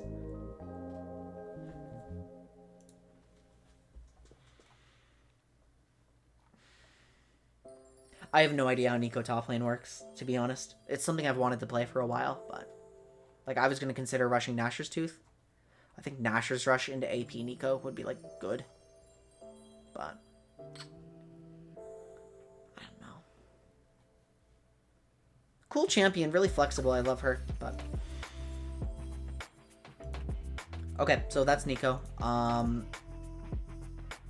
am I going? Here. Victor. We need to work out Victor. Does Victor impose anything on your team composition? I used to list him as blind. For some reason, he's listed as a mechanical practice class. I think that's probably bullshit.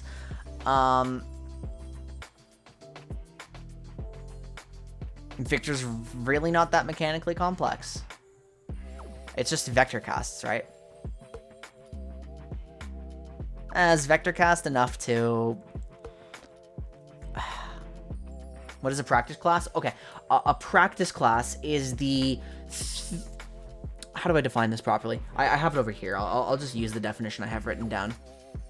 A practice class indicates how much time needs to go into a champion in solo queue or scrims before it can be justifiably locked in, assuming that's going into the hands of a competent or knowledgeable player.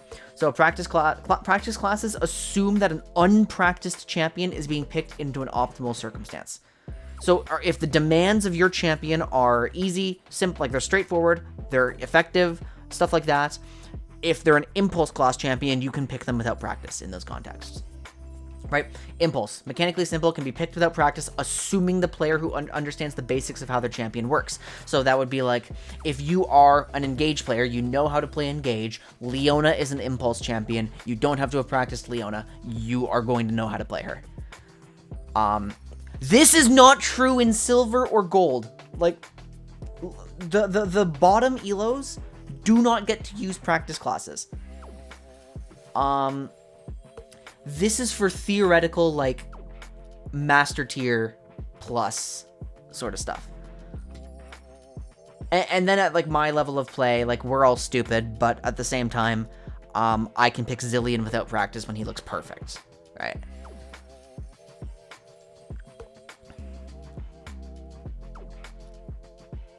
Okay, Victor. What does Victor telegraph? Like, if I were to do like a funny gaming moments, like this, which people have done. I mean, we've seen it done before. It's just, is this good?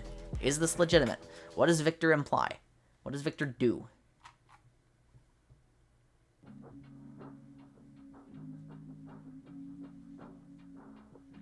I mean, okay, so Victor is, Vel'Koz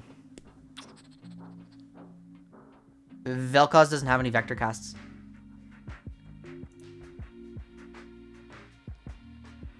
And Vel'Koz is absolutely, like, specific class. Everything that Vel'Koz does is so unique to Vel'Koz that you have to learn, like, his mechanics, and you're not picking him without practice. It's not happening. His Q? It's literally just... It is press Q a second time, and it splits into two, like, 90-degree angles. You're not, like, actually doing a vector cast. You just have to, like, really be able to visualize, like, complex skill shot angles.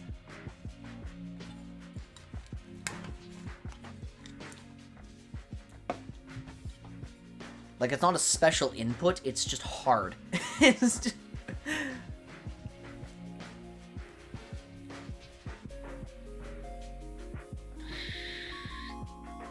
So, I mean, Victor's properties. He's really good at preventing people from, like, walking at him. Oh, yeah, he is. To unlock all of his range, he's really hard. I mean, I've been spamming Vel'Koz lately. He's the champion I've been playing most over the past few weeks. And I'm getting the hang of him. Like, it's once you figure out how to cast his abilities, it's good. But to, like, actually unlock all of your output in a fight, yeah, he's hard.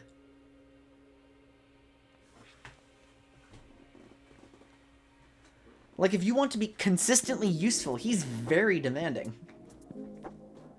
I've had so many team fights where I'm fed as shit and I just miss the wrong Q that I couldn't afford to miss. It's like, oh, well, this sucks.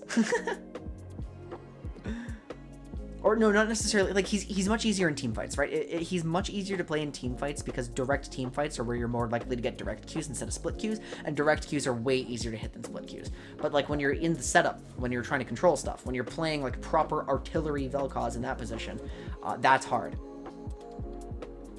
Very rewarding. But... Okay, but on to Victor. Victor's mid-range, generalist battle mage with moderate harass and skirmish potential, denies the space around him from squishy opponents by threatening them with instant reliable death, and from low mobility durable opponents with his defenses. I mean, that's generally it, right? Victor is just... Victor's weak to heavy mobility.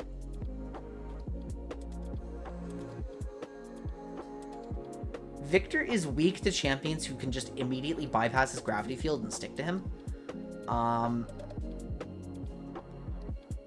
Unless he's, like, absurdly fed, and then that, like, instant reliable death comes out.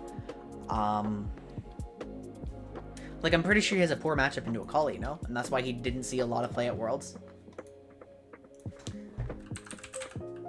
Or that's a big reason? Like, he has a really poor matchup into Akali? Something like that? Yeah, a really poor matchup into Akali.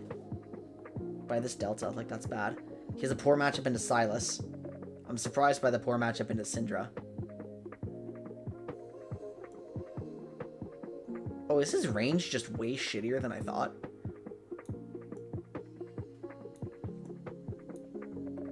Kind of is, isn't it? That's not, like, bad. He's, like, a solid mid-range champion. He's not short-ranged. I guess he's kind of, like...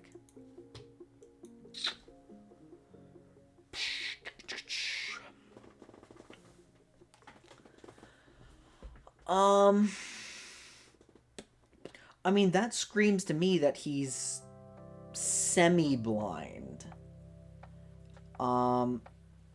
He doesn't impose too much of a direction on his composition. Like, he's good at front to back. He's good at disengage in the right context if you're counterpicking with him.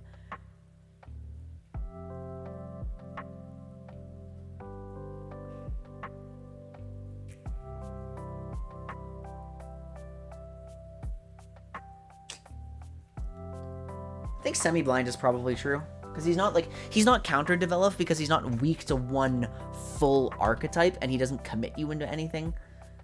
Like, the counter-developed champions are the ones where you're like, oh, you locked in X stylistically. Beautiful. Now you have, like, no proper answer to my, like, Janna. And if you do, you abandon your team comp. Okay, I think semi-blind has to be real.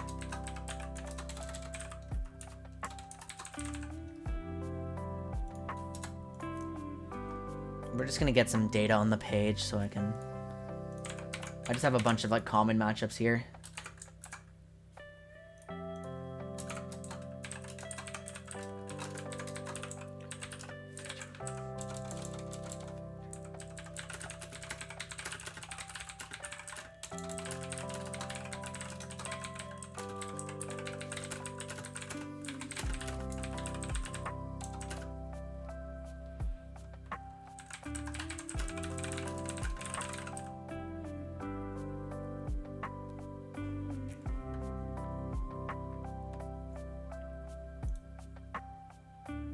Because it's like, yeah, you're great here, you're good here in the right context, you're poor here because you're not proper artillery follow-up.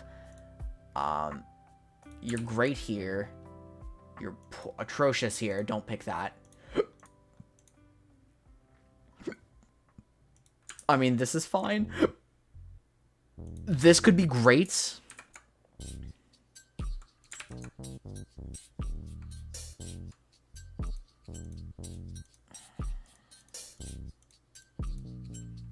We've picked this. It's good. I know that's good. Dragon Aggro asks for... what does it ask for from its mid laner again? Shove and innate, like... Ideally generates some shove, but is most likely to be the emergency alternate win condition. That's right. Okay, I mean, Victor can be that, kind of. I'm seeing Victor's problems now. He's a little, like, he doesn't do anything specific to his team comp, and he's not, like, super matchup gated, but it's, like, easy enough to get around his shits in either direction. Like, if he gets fed, of course he's a problem, but, like, it's easy enough to kind of... Victor isn't strong in the early skirmishes, but...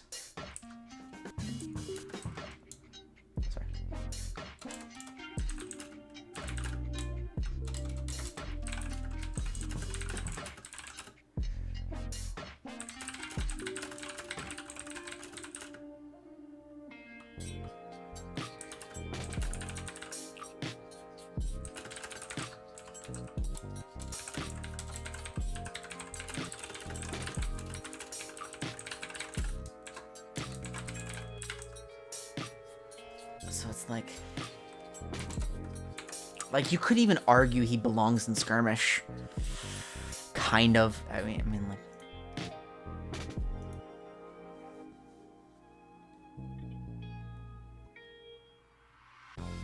surely there's got to be a better word than semi-blind. Right?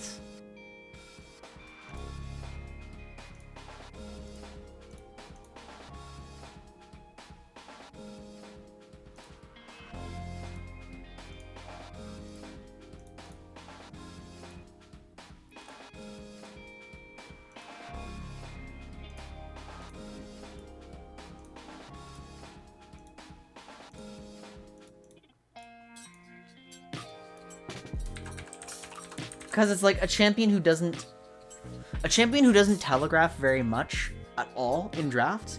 Like a champion who really looks like a good blind pick on paper because they're like a balanced, they're very archetypically flexible, but they're like a little bit matchup limited. Like not a lot, but a little bit.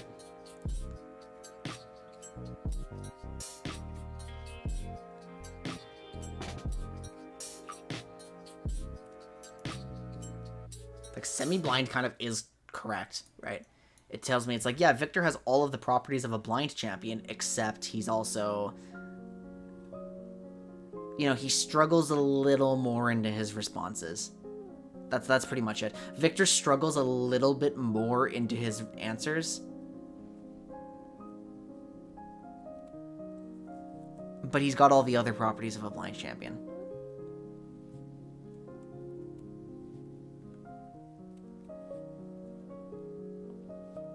Let's grab some new champs. Who else do we want to talk about who would be likely to fit into a front to back?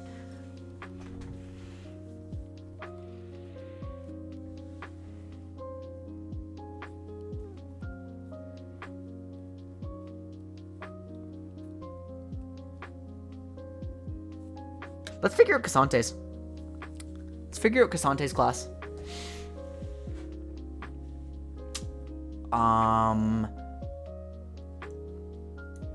Okay, you would never do this because of power level, but Zeri's a blind chameleon.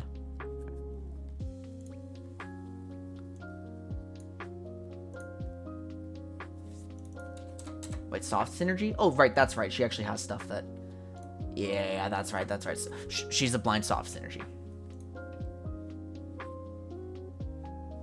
There used to be like a power class that I've gotten rid of. Who are we going to talk about? I want to figure out Kindred. I want to figure out where Kindred fits.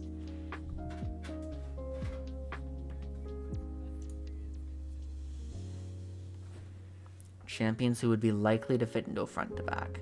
What do they telegraph? What does Kindred telegraph? I really want to get to the bottom of that today, because we still have a little bit more time.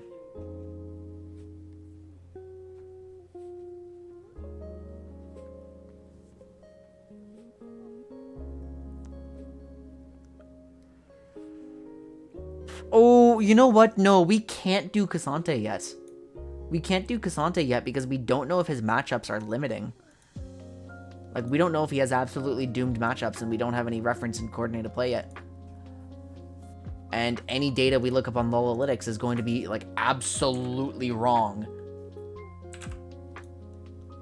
Right? The win rate's climbing, thank goodness.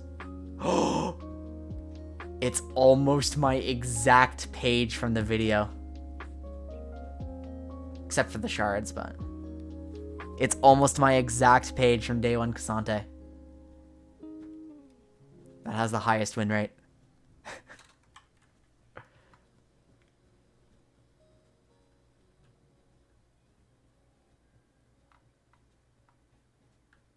That feels awesome. Okay, but matchups. I mean, like, it's not going to tell us anything because everything's going to be a negative delta, right? Or, like, yeah. Okay, we can't do Cassante right now because we can't know of Cassante's response class yet. So we can't do his.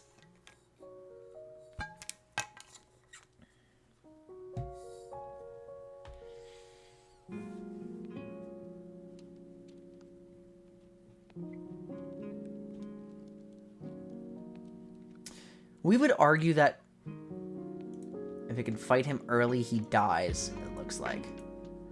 So one of the YouTube comments claimed that Fiora and Yorick are really bad matchups. I can see the Yorick. He can't get out of wall. Like, he has no way out of Yorick's W. Unless he's all out. Then he does, but...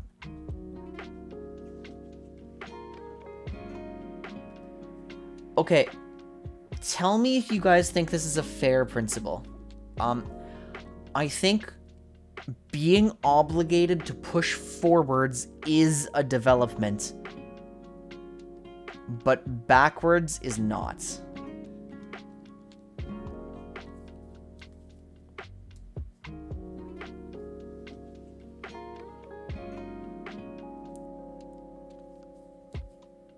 Like, if you're a champion who just, like, tends to move backwards, is that really a development into your comp? Like, Jinx tends to move backwards. Sivir tends to move backwards. Kai'Sa's develop. I mean, she's very forwards.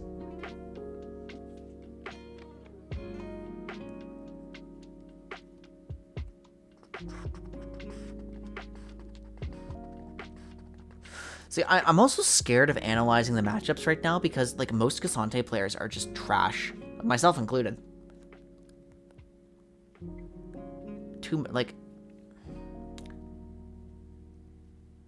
So I would need to see, like, a bunch of 1v1s between a really good Cassante and a Fiora.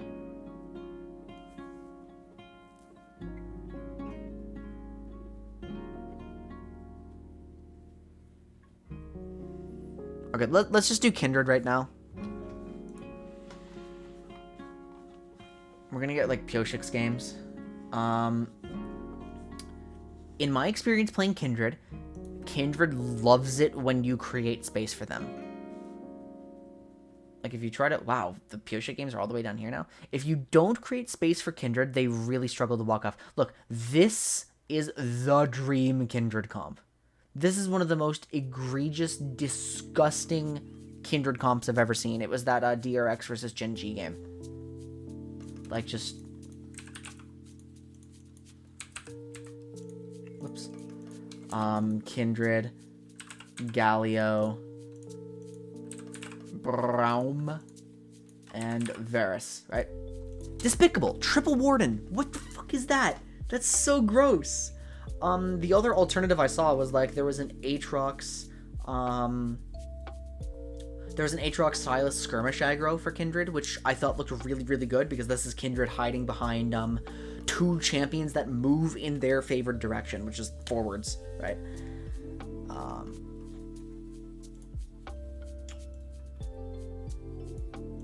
Kindred is excellent here. Kindred is... you could probably do this one, to be honest. You could probably do that. I would not be surprised at all. Kindred's amazing here.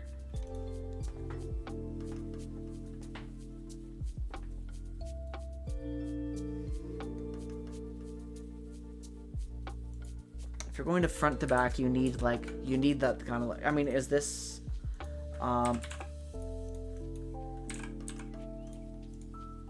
oops.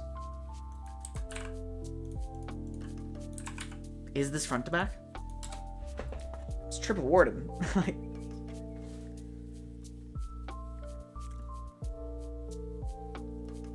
yeah, I mean, that's two, I mean, Kindred's like semi-mobile. But that's two, like, relatively backline carries, like, defended by, like, 3 tanks who would thrive in a static formation. Because Kindred's definitely not approaching from the side and, like, waiting for Galio, because they'll get caught. I mean, I guess if you get the good, like, Kindred ultimate into Galio ultimate, Kindred could get, like, kind of psychotic with positioning, so...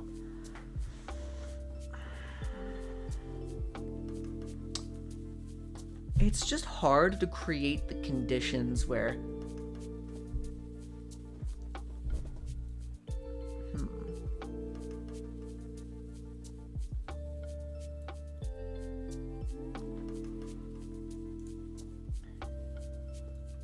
I wrote archetype talent tendencies are balanced, and that usually bodes well for being blind. Actually, I wrote that Kindred is blind, and I needed to test it out. But does Kindred actually develop you? Is Kindred a hard synergy champion? Does Kindred have something to walk forward with in all of these games? I'm gonna check the wins only, right? A Scion to create space plus Seraphine mid. Incredible enabler. It's kind of a hyper carry composition, almost.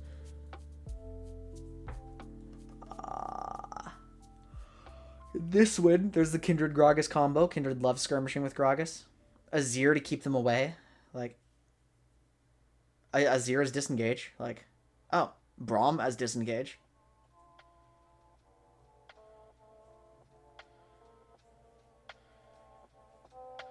It's mobile disengage. I mean, this is just, like, extreme tempo, no?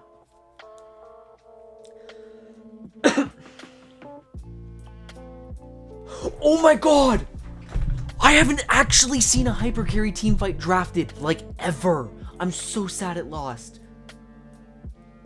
You don't see hyper carry teamfight drafted in, like, conf play, even though it should shine there. That's what this is. It's hyper carry. Hyper carry enchanter. Like, wow, someone actually looked it in. That's skirmish aggro. This is what I was talking about. This is the Aatrox Silas. With Draven Soraka bot side, like.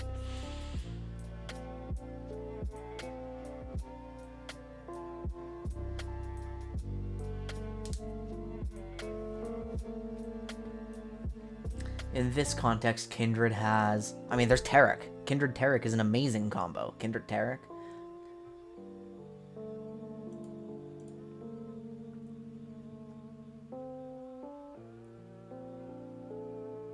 Okay, I think I understand. I think Kindred actually does have a very relevant synergy point that should be hit.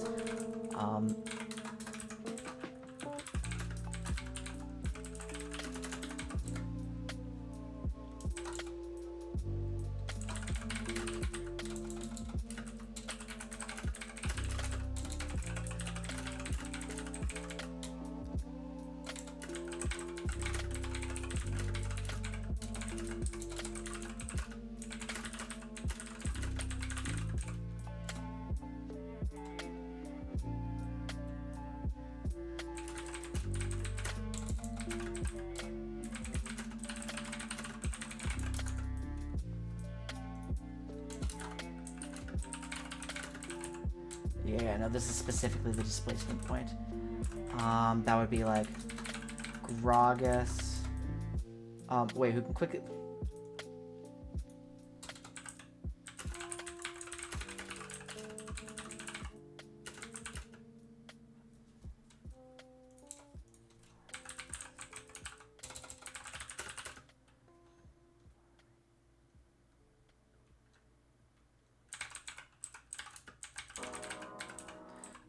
Gragas, Galio, Tarek, Azir,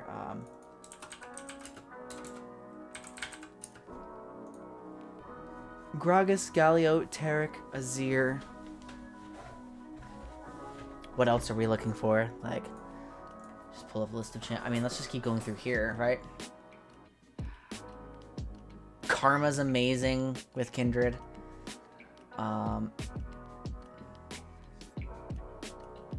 Swain can be a menace.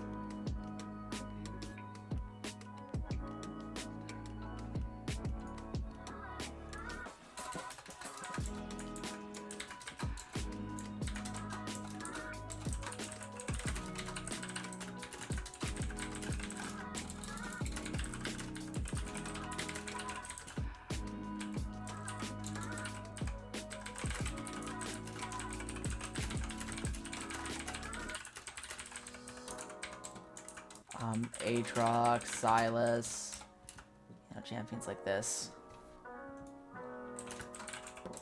Rome. I mean, I don't know when you'd ever get Kindred with Trundle.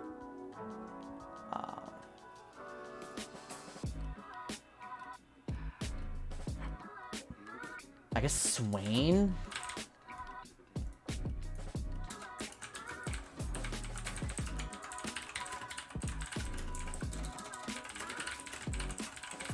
Okay, you know what? I'm going to declare Kindred hard synergy. I'm going to declare Kindred hard synergy blind. I think. I mean, do they develop your comp? Archetypically flexible, yes. Non-invalidating responses, yes. Good MU spread. I think that's yes, right? So they're blind hard synergy.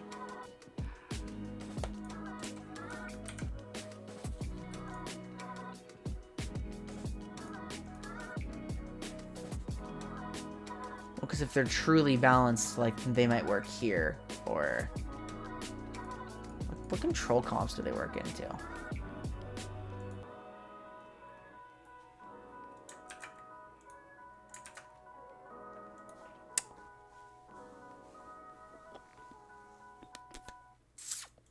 I mean, Dive's really not even that bad, right?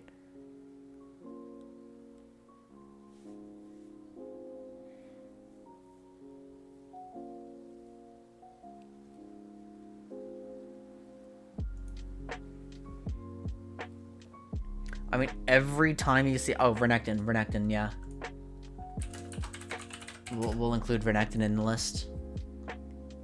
Sets makes sense. I mean, these are a lot of losses in a row. Here's the Aatrox Galio sort of thing. Like, Galio Kindred is just...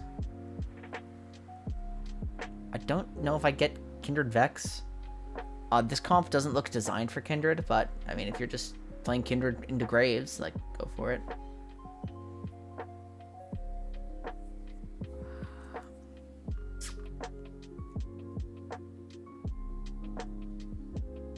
I will probably settle on this for now. Like, again, this composition looks great for Kindred. Like, this looks like an excellent Kindred composition. But I wonder how much they got caught by the Nasus Rise. Alright. So if you were to draft Kindred, it would be like... Okay, let's say I were to B1 Kindred. This is what, like, people would call a greedy Kindred, right? It's like, oh my god, Kindred here, what the fuck? What would be the worst thing they could pick into this?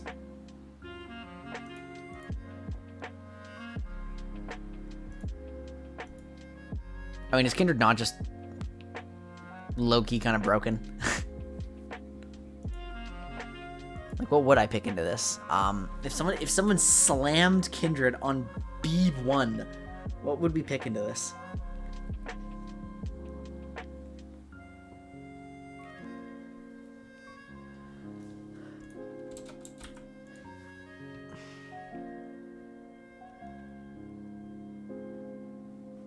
kill them. I mean, I guess like a classical counterpick is this, right? And then just generate shove. Oh yeah, the classical counterpick to Kindred is just Giga Aggro them. That's actually correct, yeah. Because, like... I mean, okay, so it would be... Oh god, I hate these champions. Like, no, they'd be fine here, kind of, yeah.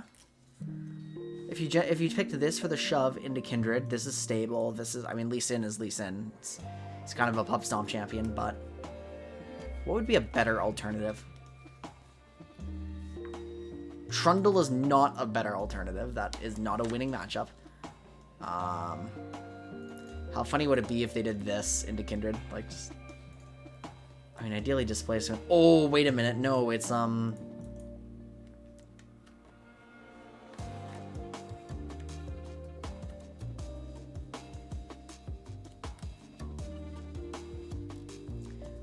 but we don't want to, like, jungle gap. This feels bad post 6, or can, like...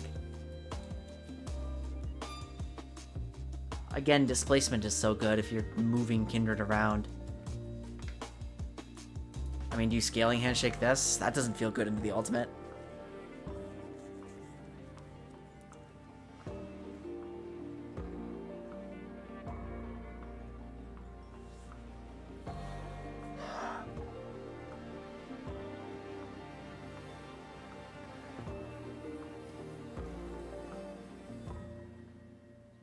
Poppy? Does Poppy have a strong enough invade to just butcher the Kindred?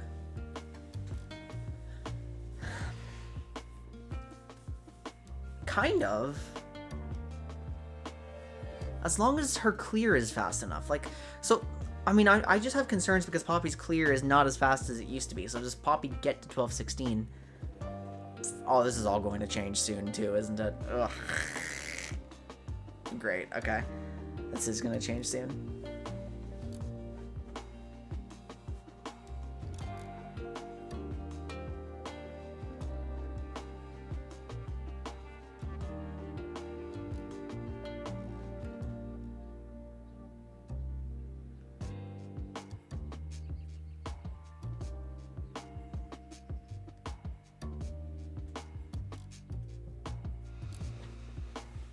Might have to use that Pioshik, Gragas, Galio comp as footage in my... I might watch that one back. Oh. There we go.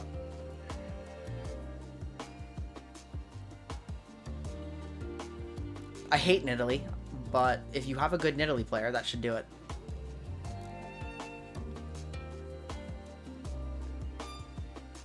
I mean, we're just looking for jungle gap champions, right?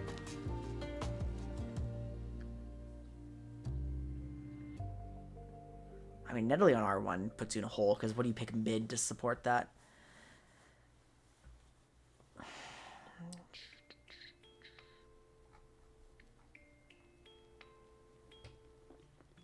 Couldn't Mundo get hit by the anti-healing zone if his HP gets low enough?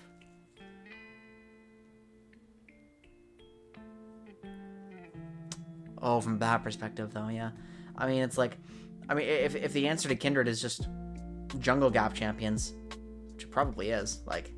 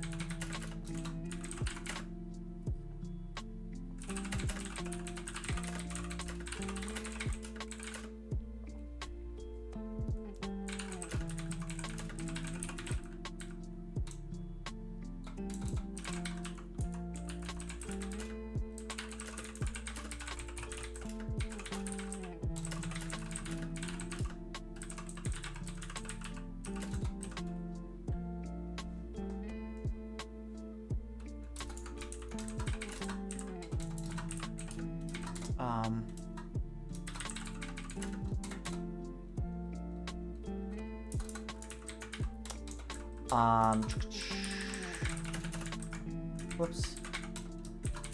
If the enemy has the means to displace Kindred or their teammates out of ultimate, that's damning for their combat pattern.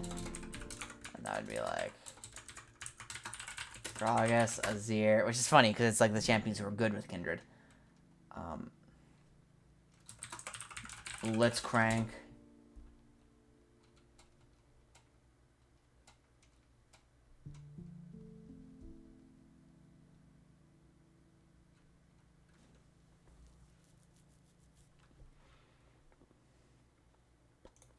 Yeah, I could do that.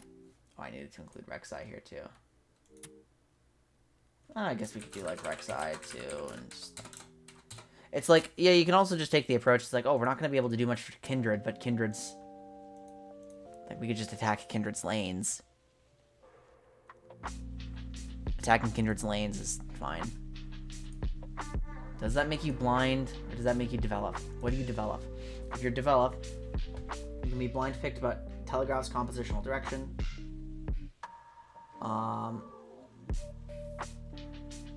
You're probably a combo piece if you have a poor matchup spread.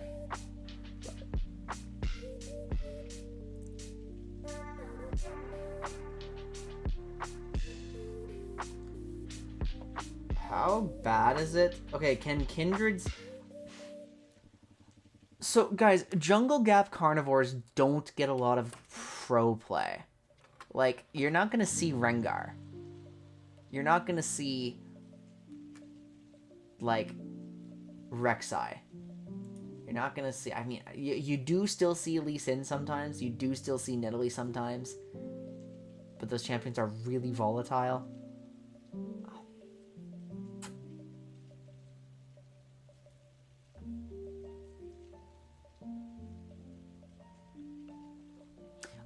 The reason I bring that up is because I have to wonder if it's fine to put Kindred in a position where they're against a matchup like this, and then just have the pathing skills to survive that.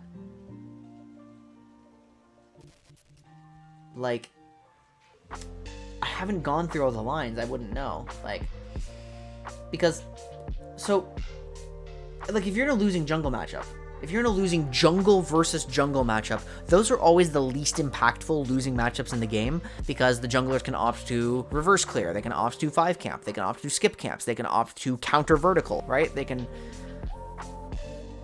hold their ward for later in their clear. They have so many options, and it's hard to kind of like dissect all of those options, but it's like it makes me wonder, like, are these truly Kindred counter picks, or are most junglers just bad? Either way, it matters at my level of play. Because we're not, like, if I'm playing with platinum junglers, we're not excellent junglers. We're not, like, the Kindreds would die to the Lee Sins. The Kindreds would die to the Rek'Sais.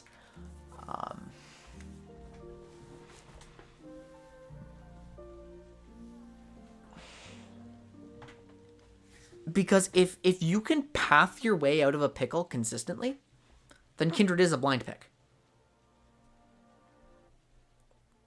I just don't know if you can path your way out of a pickle consistently.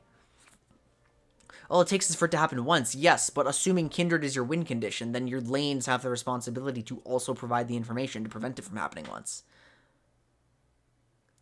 If jungle is your prime... So it's like, you know, most people approach jungle from the perspective of, like, which lane are you... Like, you path towards your win condition. But, like, what I've learned over the last few months is that sometimes you don't path to a lane because the lane isn't the win condition. You're the win condition. You're the jungler, and the lanes are enabling you. And you're pathing for you.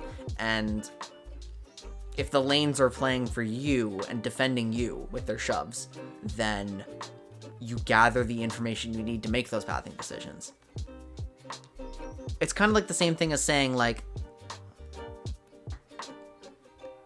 I guess you can always argue that, like, Blitzcrank needs just one hook, but that's the most extreme example of it, so I don't even know why I brought it up, because it does not support my argument.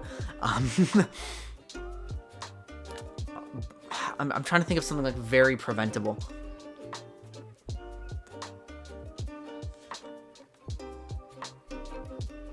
What's a very preventable comparison?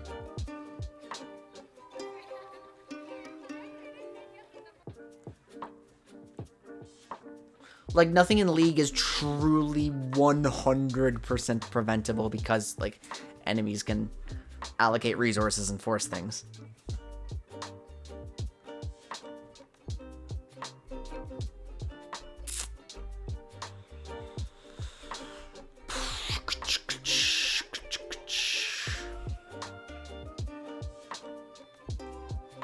Because, like, if it were consistent, like, actually, no, that's the thing. If this were consistent, if you couldn't reliably just path around this, then Rengar would be viable. He'd be a lot more viable. Oh my god, wait, holy shit. We might have a problem. Okay. I'm gonna forget I saw that.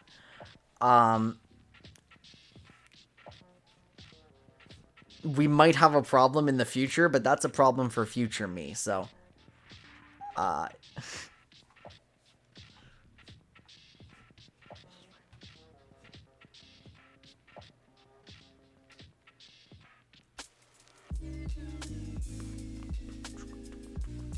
Like, Nidalee. We do see Nidalee sometimes.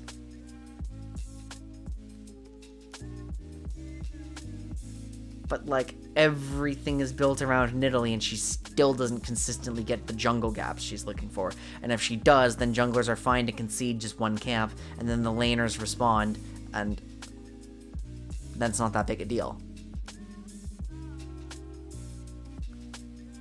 I don't know. I think we're allowed to label Kindred as blind.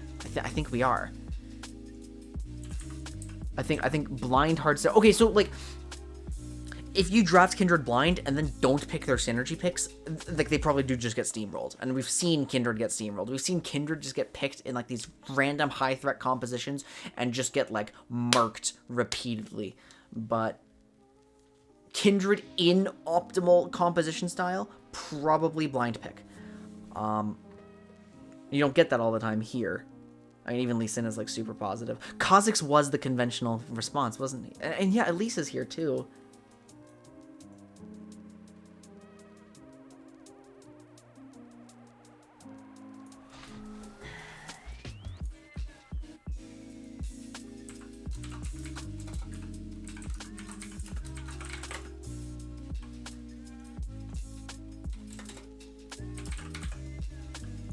So, Kindred can play Skirmish, Kindred can play Dragon Aggro, Kindred can play Hyper Carry, Kindred can play Front to Back. I think Kindred could play Flank pretty well.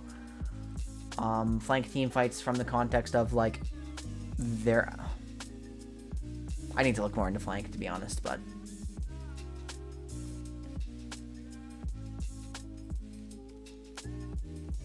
Maybe it is develop. Maybe Kindred does...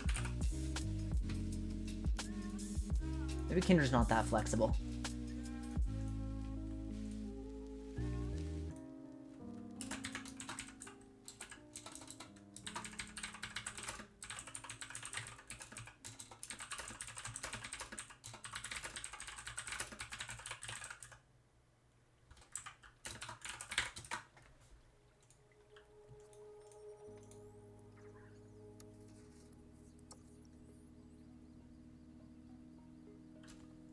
How do we feel about that? I think that's fine.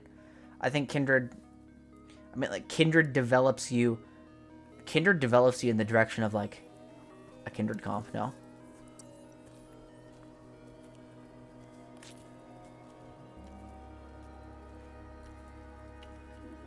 It's just like, yeah, we are developing... I mean, I think they are developing towards a... I don't think it is balanced. Is it balanced? Is this aggro? Is this scaling aggro? Like, no, but scaling aggro is like... Skirmish is just good. Skirmish and Hyper Carry are just good. Front to back's good. Yeah, okay. I'm gonna leave it at that for now. I think Kindred is... I think Kindred probably does impose a little too much on your composition to be truly blind class. Basically, just because I haven't resolved, like, whether these are viable yet, and I'm, like, really not feeling any of the controls. I mean, like, pick could be good, but, this is telling me I need to, like, sit down and research my other compositions a little more, but that's not what I'm doing right now, necessarily. I need to focus my attention on front to back. And Kindred's viable in front to back. Okay, so yeah, we'll put Kindred and develop. I'm just gonna update my Xayah for a moment, because, like... Okay, she still responds. Yeah, nothing changed. The only thing that needs to change is if anyone was Flex class, which no longer exists, or if anyone was Power class, which no longer exists.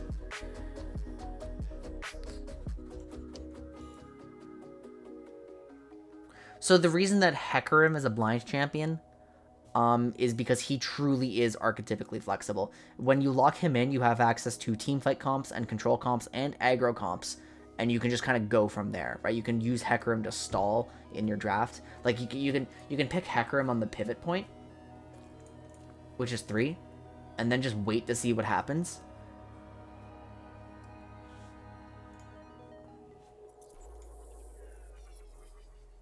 I don't think Kindred gets to do that. I don't think if you picked... Yeah, like, actually, that's another good tell. It's not just B1. If you picked Kindred on the pivot point, could you then wait to see what comes and develop from there?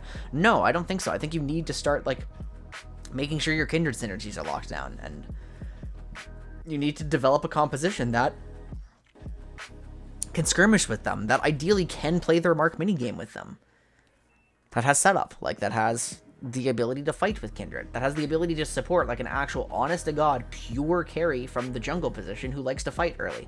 Kindred likes to fight a lot. Kindred is an aggro champ. Kindred is an aggro champion. What am I, like, I just had the revelation. Like, Kindred is an aggro champion who scales really well. Like, I'll do, like, soft aggro. Like that.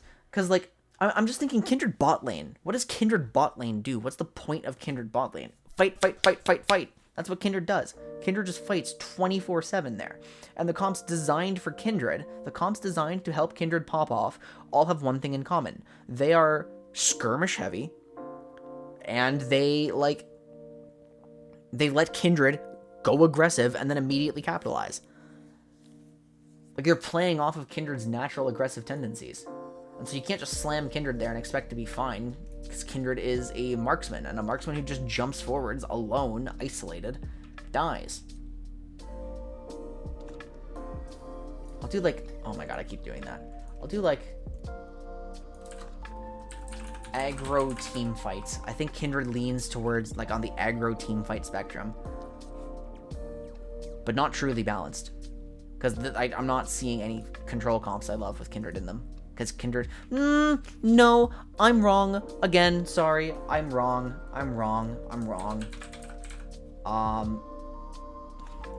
Because this is good. I just remembered, like, this is good.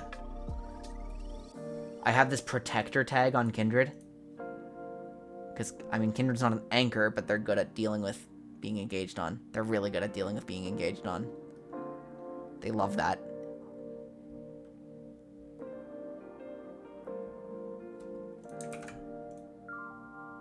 Could we put Kindred in a...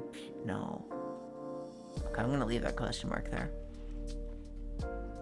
Also, what happens if Kindred gets to free farm? It's probably not. Okay, I'm gonna leave them balanced. They're still developed class, but I forgot that bait and punish is actually so good for Kindred. I have so many champions to go through to check their front to back viability.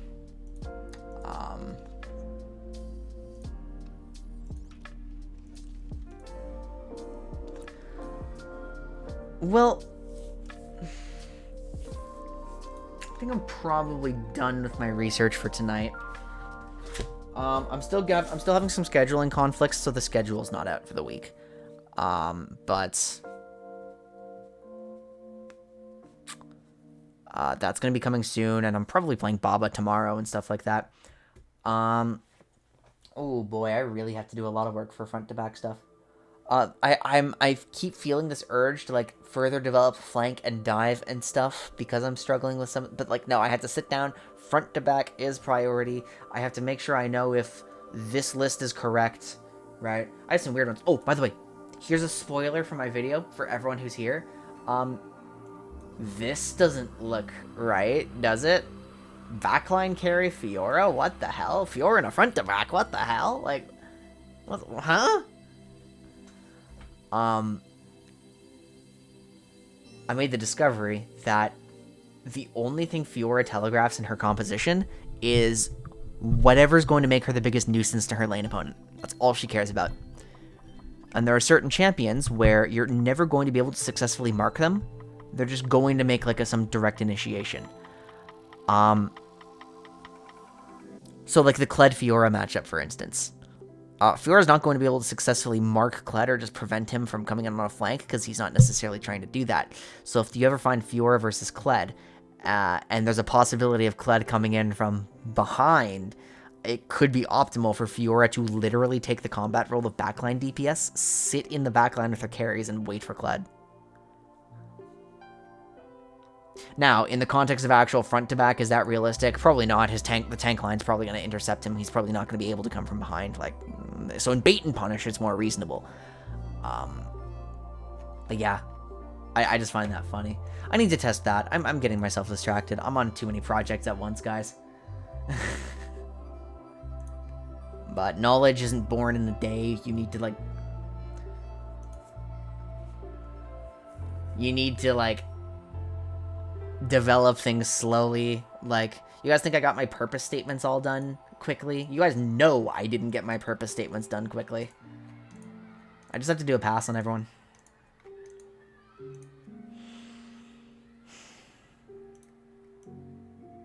Okay, well, thank you so much, guys. I really appreciate you all. Hopefully see you tomorrow for Baba. Actual schedule coming out probably tomorrow. Once I know what's going on with the Minecraft situation, it's kind of increasingly looking like we might not finish that playthrough and just leave the build as is, but we'll see. It would be a shame if that happened, but I'm not really feeling motivated on it anymore. So, yeah, don't forget to love yourselves, respect each other, and I will see you all next time. Take care, everyone. Bye-bye.